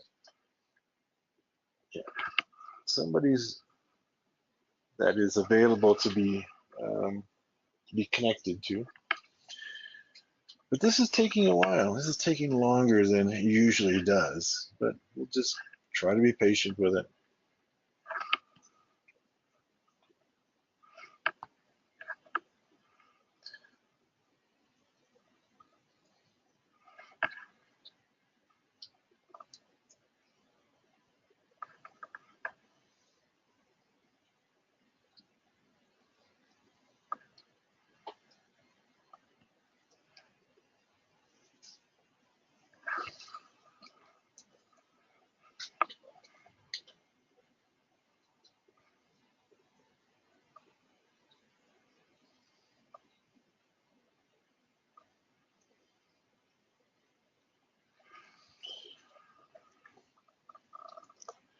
Looks like Vadim has been able to pick up quite a few, but mine for some reason has not. I'm going to go ahead and stop it and try it again. All right. Not picking up anything so far. It's taking too long. But when it does pick up, okay, and find something, what it'll do is that it'll give me the name of the device, the name of the device and its essential MAC address. You have around 15 people nearby? Good. Yeah. I should pick up 2 or 3 in this area here.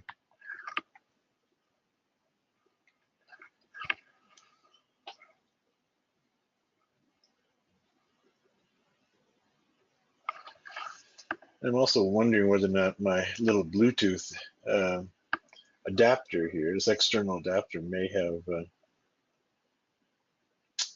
have issues. Vadim says, do other people know how much fun this is? Yeah. You can discover, eventually what we'll be able to do is that we should be able to do an inquiry on each of those devices and learn more information about each of them. And then we can actually send commands to those devices.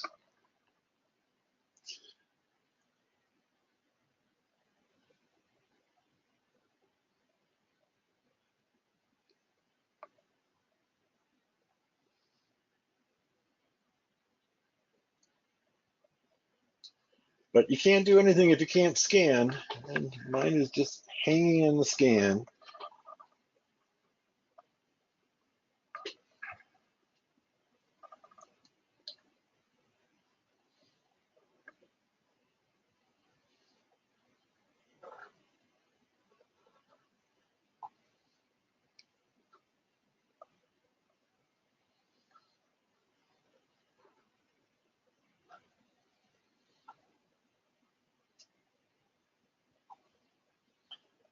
Usually this comes back in a minute or two.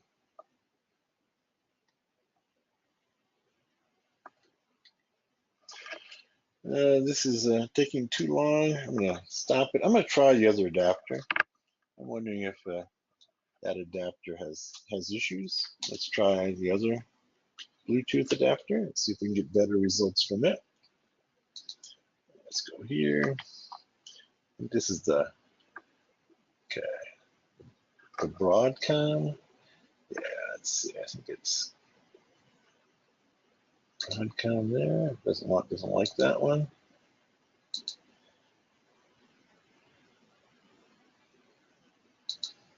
Neither one of those it likes.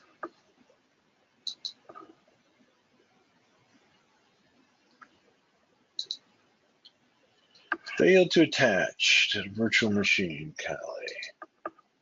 Right.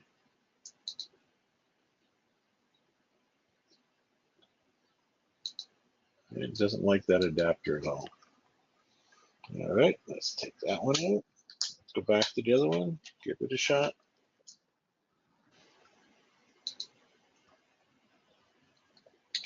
That one's a Cambridge Silicon Radio. That one seems to connect. It doesn't want to scan though.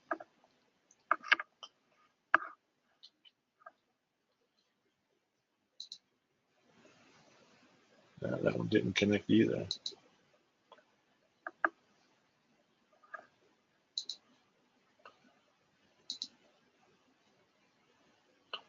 This is an issue that this issue is largely an issue of a virtual machine issue.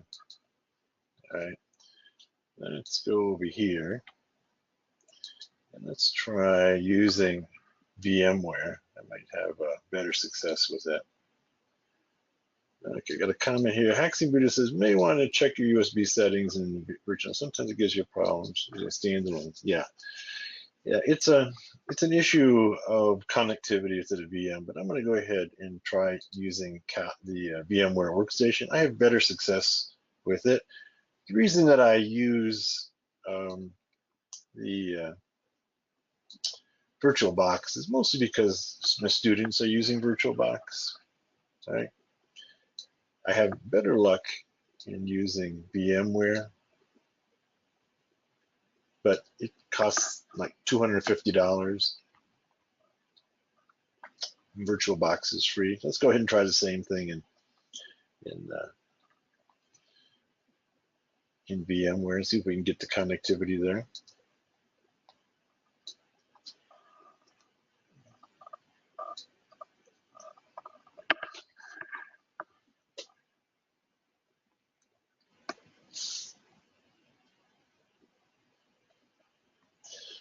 Vadim, you say that you're using you're not using a virtual machine, right?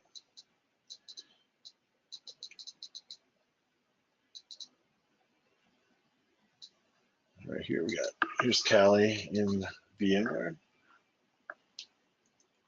Let's see if we can get better success there. Yeah, I would say that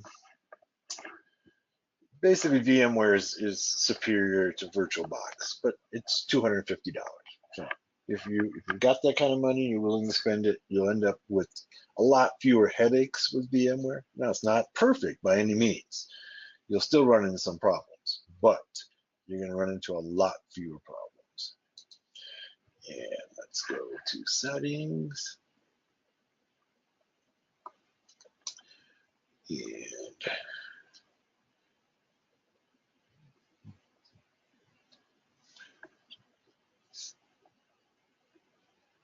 okay, it's natted on network. Okay, good.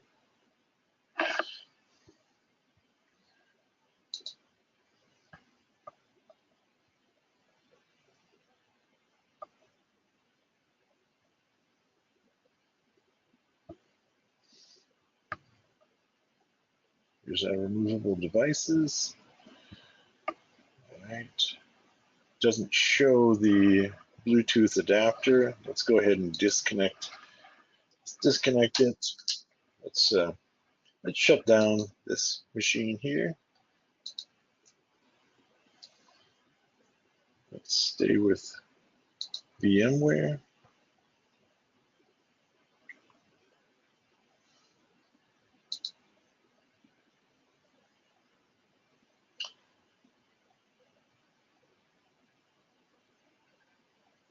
Okay.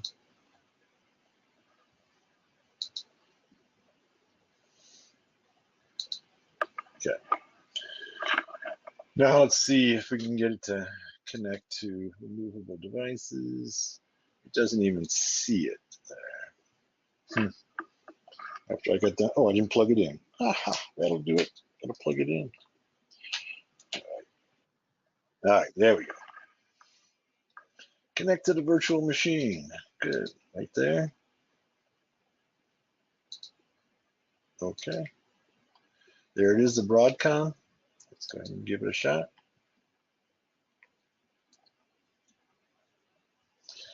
And let's go up here, removable devices, and there it is. It's connected. Beautiful. Okay, this is what I was talking about. Okay, you get better success on VMware. Hopefully, we'll get to.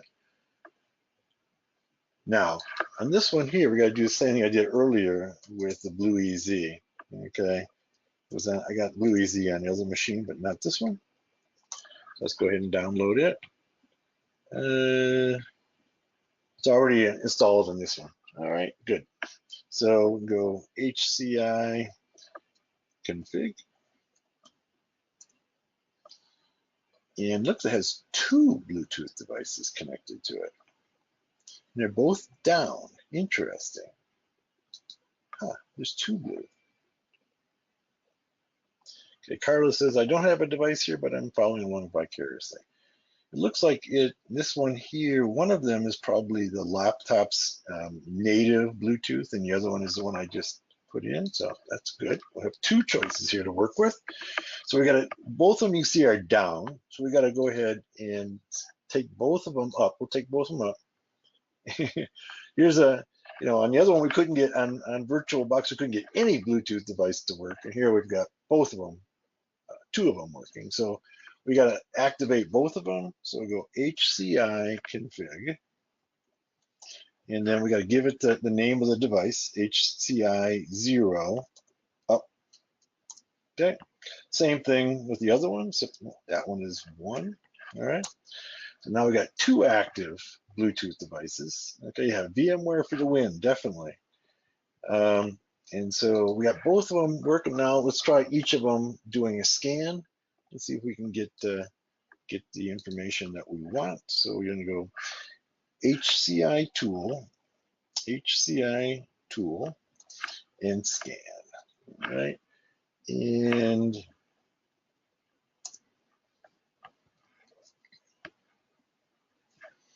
let's see if we can get some data here. We're getting some data. There's somebody's Kindle. There's some speakers. There's a Galaxy Note 8. Yes, success. So we've got I don't know who this is here. All right, Elsie's new Kindle 2017. We got a Galaxy Note 8, and we got some, looks like a speaker system here. All right, so good. All right. So yeah, definitely VMware for the win. All right, so we couldn't get anything to work on Oracle's VirtualBox. Luckily, I have both of them. This works a lot better. All right. So next thing we can do is we can do an inquiry. Okay, so HCI inquiry. All right. HCI tool inquiry, I'm sorry, HCI tool inquiry. And this will go ahead and pull a bunch of information on these, INQ, okay?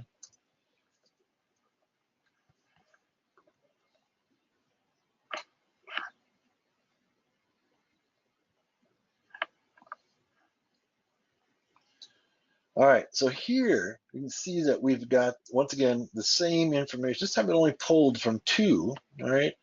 Looks like Elsie's Kindle, we pulled it from there. And this, you can see this one here's the MAC address, right? That's all we have down here. And this tells us the class, okay? All right, and we can go and there's a website that we can go and check to see what those classes are. This one, 36, is the speaker system here. All right, let's try it one more time and see if we can pull that Galaxy Note 8 there as well. Let's see if we can get that one. There are some other Bluetooth devices here as well. Kind of surprised they're not coming up.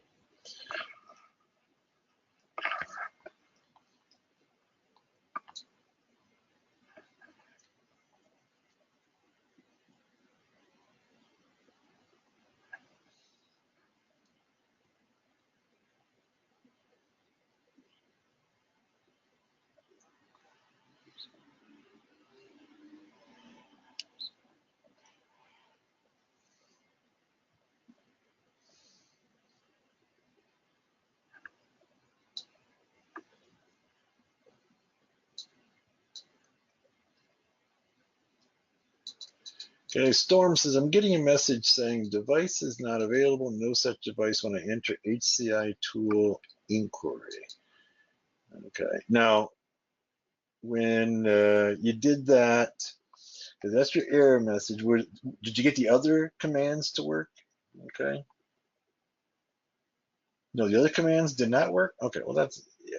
Then it tells you that you have, for whatever reason, probably the BlueEZ suite is not in your system. Did you go ahead and download it? Okay, yours is ready to play music. Make sure you download BlueEZ. Okay, make sure, go ahead and just type HCI config, and I mean HCI tool.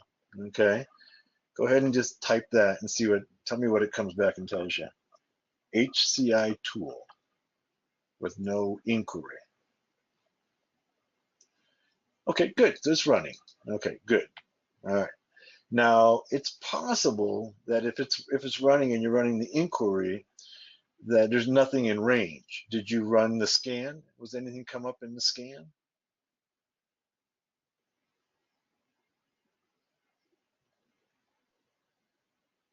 Now I'm running the inquiry and it's taking me, it's just hanging there. It's trying. You got 2 devices initially. I'm trying to see. There's no such device. So it's probably there is no devices. Did you, when you ran this, when you did the HCI tool scan, no such, so there's nothing in range is what it's telling you, it sounds like, Storm. What you want to do to test is, you know, bring in some Bluetooth device in the room you're working in. You know, is there a speaker system or a phone or something using Bluetooth?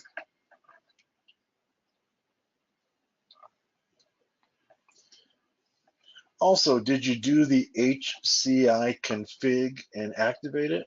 Okay, did you use this command right here? HCI config up. Yeah, that's maybe what you're getting, is that it's not activated. Your HCI 0 is not activated. All right. Okay. Is Bluetooth CTL part of BlueEZ? Is that the difference from that command? An STP tool tells me no such device. Yeah. Do you have a Bluetooth device? Do you have a Bluetooth adapter, Storm? That's probably the first question, right? Is, do you have a Bluetooth adapter? Is it in, are you using a virtual machine? So I'm using a virtual machine, right? Right? So I'm using a virtual machine, and what I did is I have an external Bluetooth, all right? And I have to connect it to my virtual machine.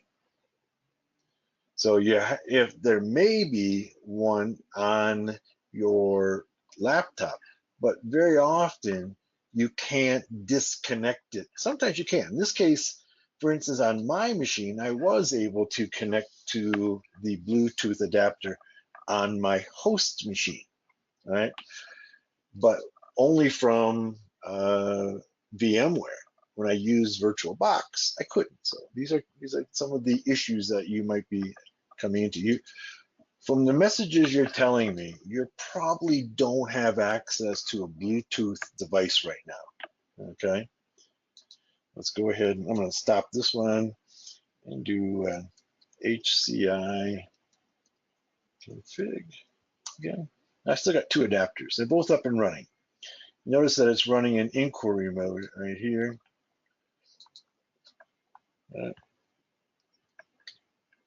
Let's go ahead and try HCI tool help.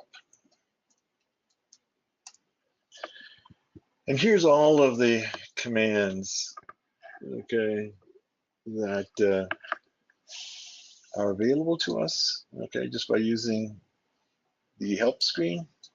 So once we can go ahead and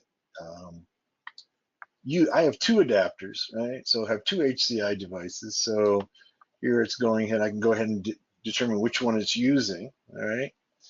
And then the command and some command parameters. So let's go ahead and try using those inquiries using the different interfaces that I have. So let's go HCI tool -I. Let's go HCI 0, then inquiry. And we'll try HCI 1 since I have two different ones. I may have different effectiveness of the two adapters.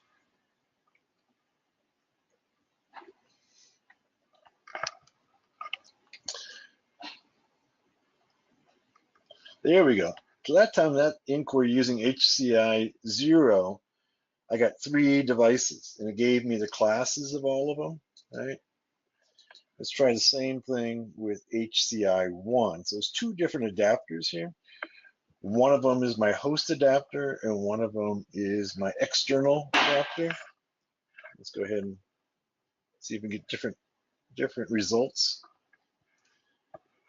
It may be a function of the sensitivity of the adapters.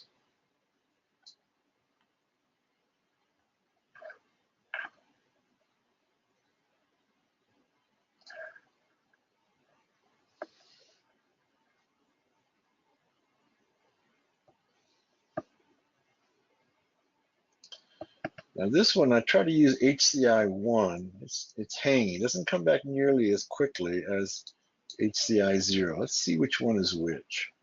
HCI 0, okay.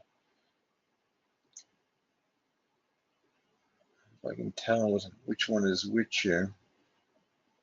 I know how I can tell. Just unplug one of them. Here's the address of this one, the address of this one.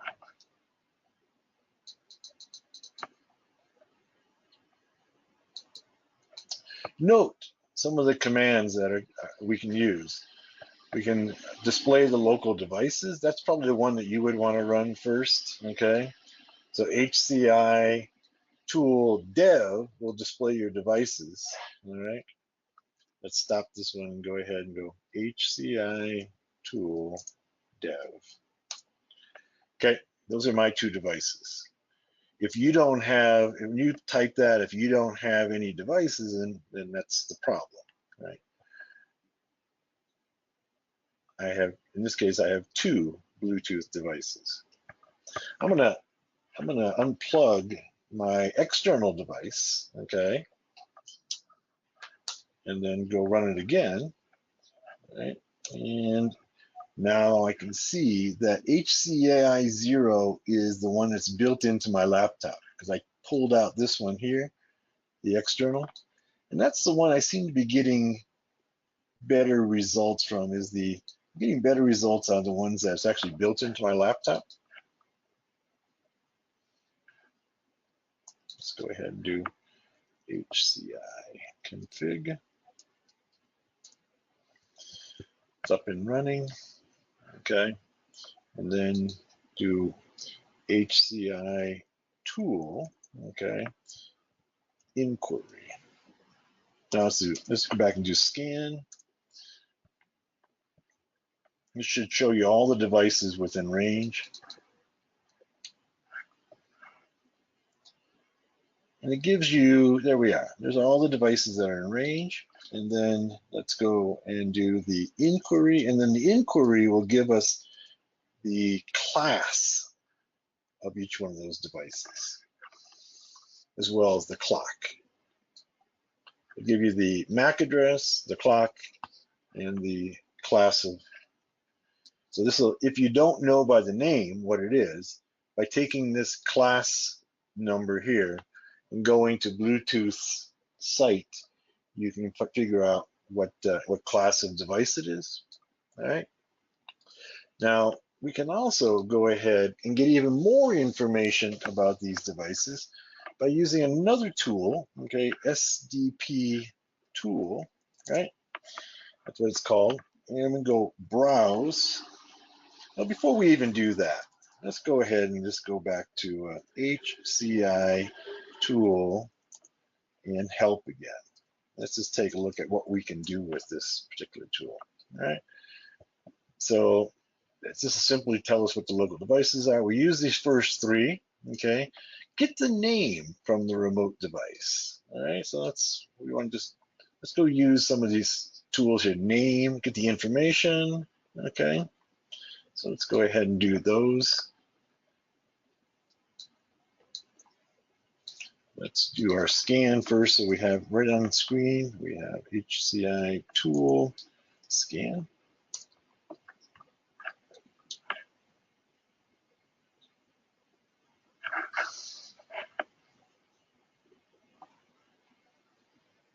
Okay, then go HCI tool info. Now, the info needs a MAC address, all right? So that's what we need to do. So if we're going to inquire about info about a device, we have to go ahead and give it the MAC address. So it goes 7C:96 D2. We're going to use the Edifier S2000 Pro and get the information on it. D2088636. All right. What am I?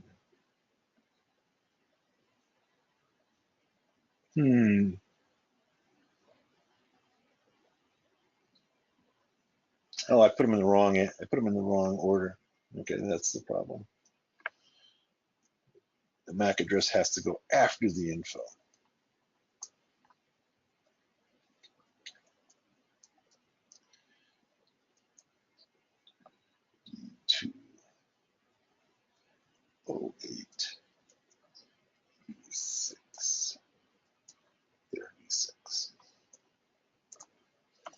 requesting information. All right. So we got the MAC address. It gives us a device name. It gives us this is the name of the company who owns that particular MAC address. That's whatever that is, FI Honest Communication Ltd. So probably a British company or somebody in the British Empire uses the Ltd. It could be like a Hong Kong company.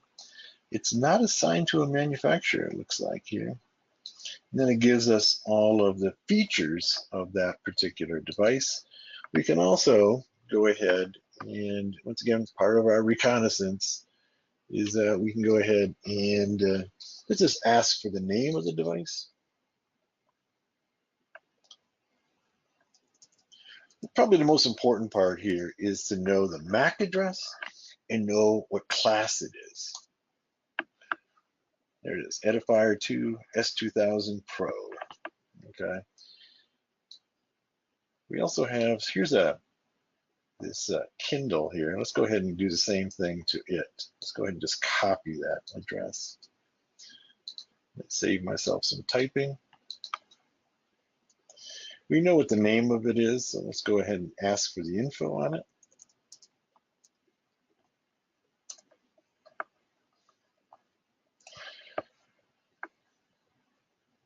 No, somehow I got the same MAC address. So let's go ahead. This one's for the Kindle. Somebody's Kindle who's nearby. All right. Yeah, of course, the OUI company is Amazon. Right? It's been named Elsie's new Kindle, whoever Elsie is, not assigned, and other technical information on that particular device. We can also use the con command to get the connections.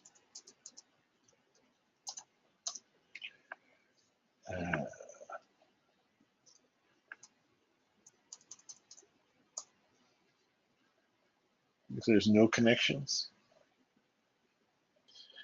you can use the CC to make a remote connection to that device.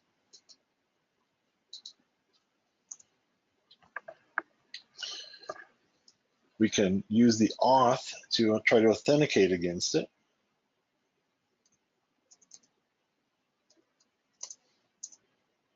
Not connected. Yeah. So this is making a request to authenticate. Then let's go ahead and use another tool in this whole suite called the SDP Browse tool. Okay, SDP tool browse, and this will pull out the most detailed information on the device. We'll continue to look at Elsie's Mac or Kindle device.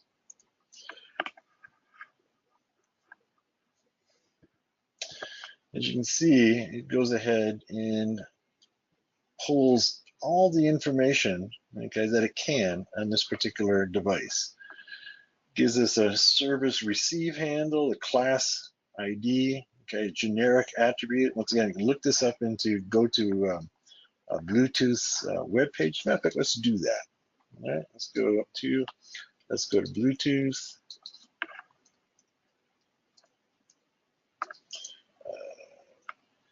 Class ID.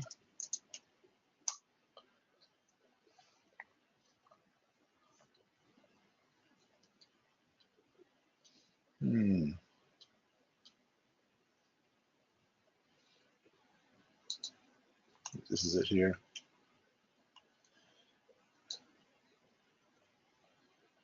So here's the major service classes here. Okay.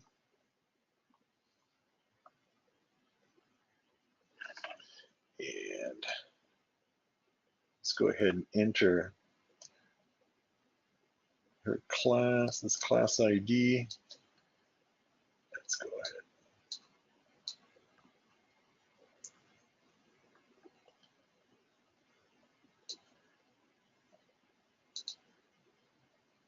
Here it is in hex. both of them on the screen. Do that.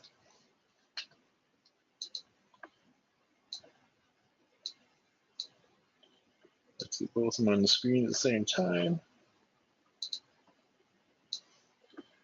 All right, this is class 1801. So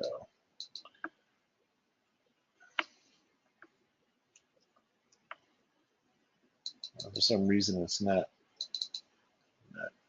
I'm typing, it's not typing, not entering it. 1801. Frustrating. Yeah. You can see the class info is here's the class ID, right? Service class ID, right? And for some reason, I'm entering it doesn't. It's not entering. Here, let me try again.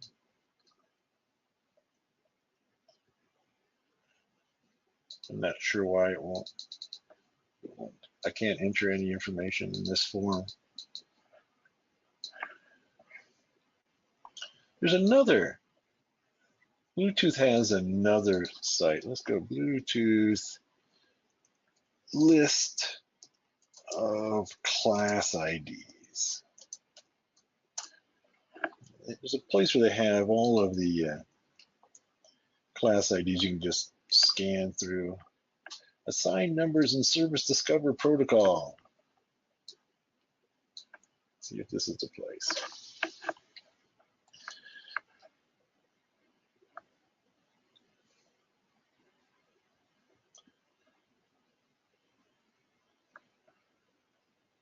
All right, here we go. And the service class of this device is 1801. So let's find 1801. Go down.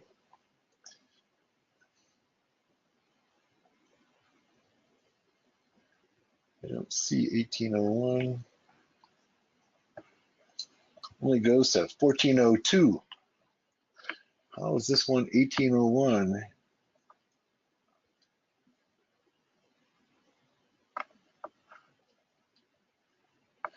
We can see some of the others that are listed here. Here's the hands-free devices. Let's see if we can find the class of human HID, human interface devices. That would be a keyboard. A serial port. And that would be one that we could spoof and then be able to take over a device. Let's see if we can find it.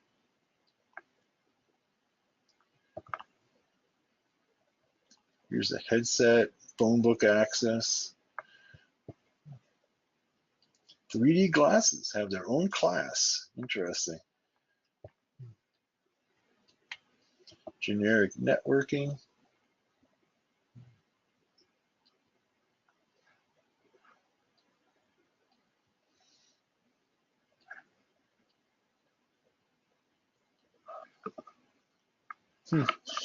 I don't see that in the.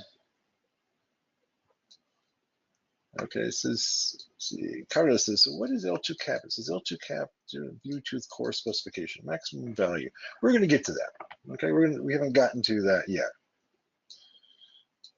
But you can see that we have a significant amount of information here. Here's a generic access class. So it looks like this 1801 is a generic access class, but it wasn't on the Bluetooth spec, unfortunately. So Carlos asks, what is this? Remember we were talking about different protocols, the different part of the Bluetooth protocols, and here's the L2 cap, all right? We're gonna go ahead and probe the L2 cap in just a minute. So this is just, all this is telling us what part of the L2 cap is actually using. The service name is AV Remote Control Target. It has a service name of Advanced Audio. This is all in the Kindle book, Kindle device. It does have a headset gateway on that device.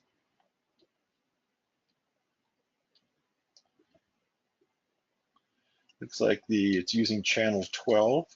All right, so lots of information that we can get, okay? And there's a lot of different ways that we can go ahead and use that. Let's also, when we're looking at, say, a particular device that we're looking at trying to hack or spoof, okay, we want to know that that device is online, right? And so say tomorrow I come back, right, and I want to go ahead and make sure that that device is still in range and still Bluetooth is still enabled on it.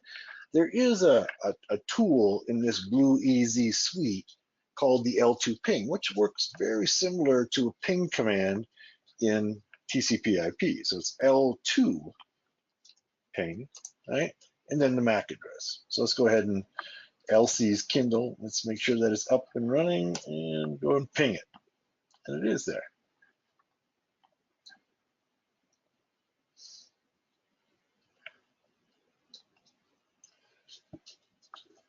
All right. Now, there is a tool built into Kali, okay, that has some of this capability built into it. And let's see if we can access it. It's called the BT scanner. Let's see if we can access it. If it's still in. Nope, it's no longer in built in by default to Kali, unfortunately. Let's see if we can go ahead and get it out of the repository. It's kind of basically all the things that we're doing is that it does it in a GUI environment. All right, so let's go apt install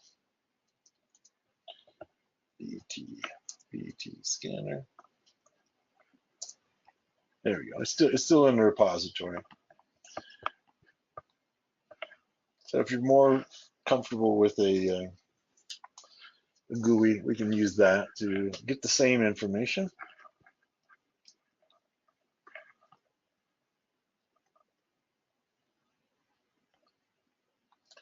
It's going to take a minute to download.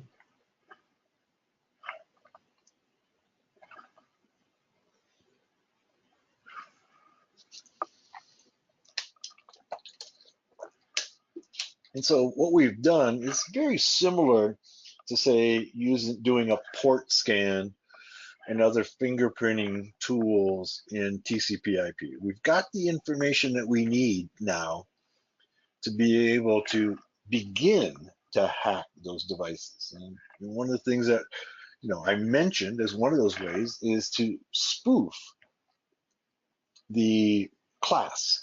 And what we'd want to do is go ahead and, well, let's go ahead and while it's downloading, we'll go to, I believe HackerOne still has a tool that you don't have to do it yourself. They have one that already does spoofs Bluetooth.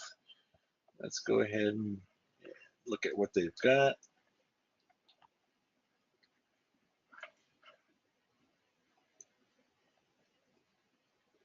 Let's see.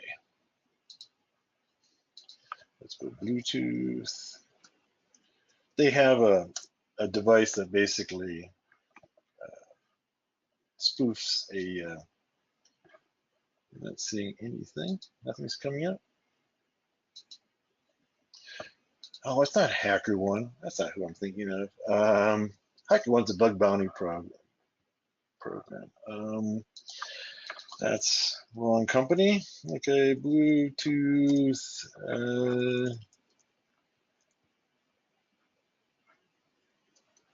Spoofed HID device.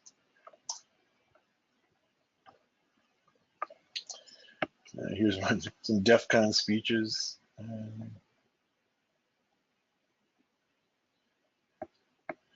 MAC address spoofing. Let's go.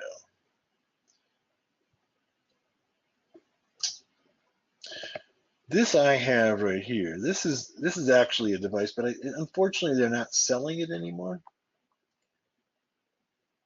It was only about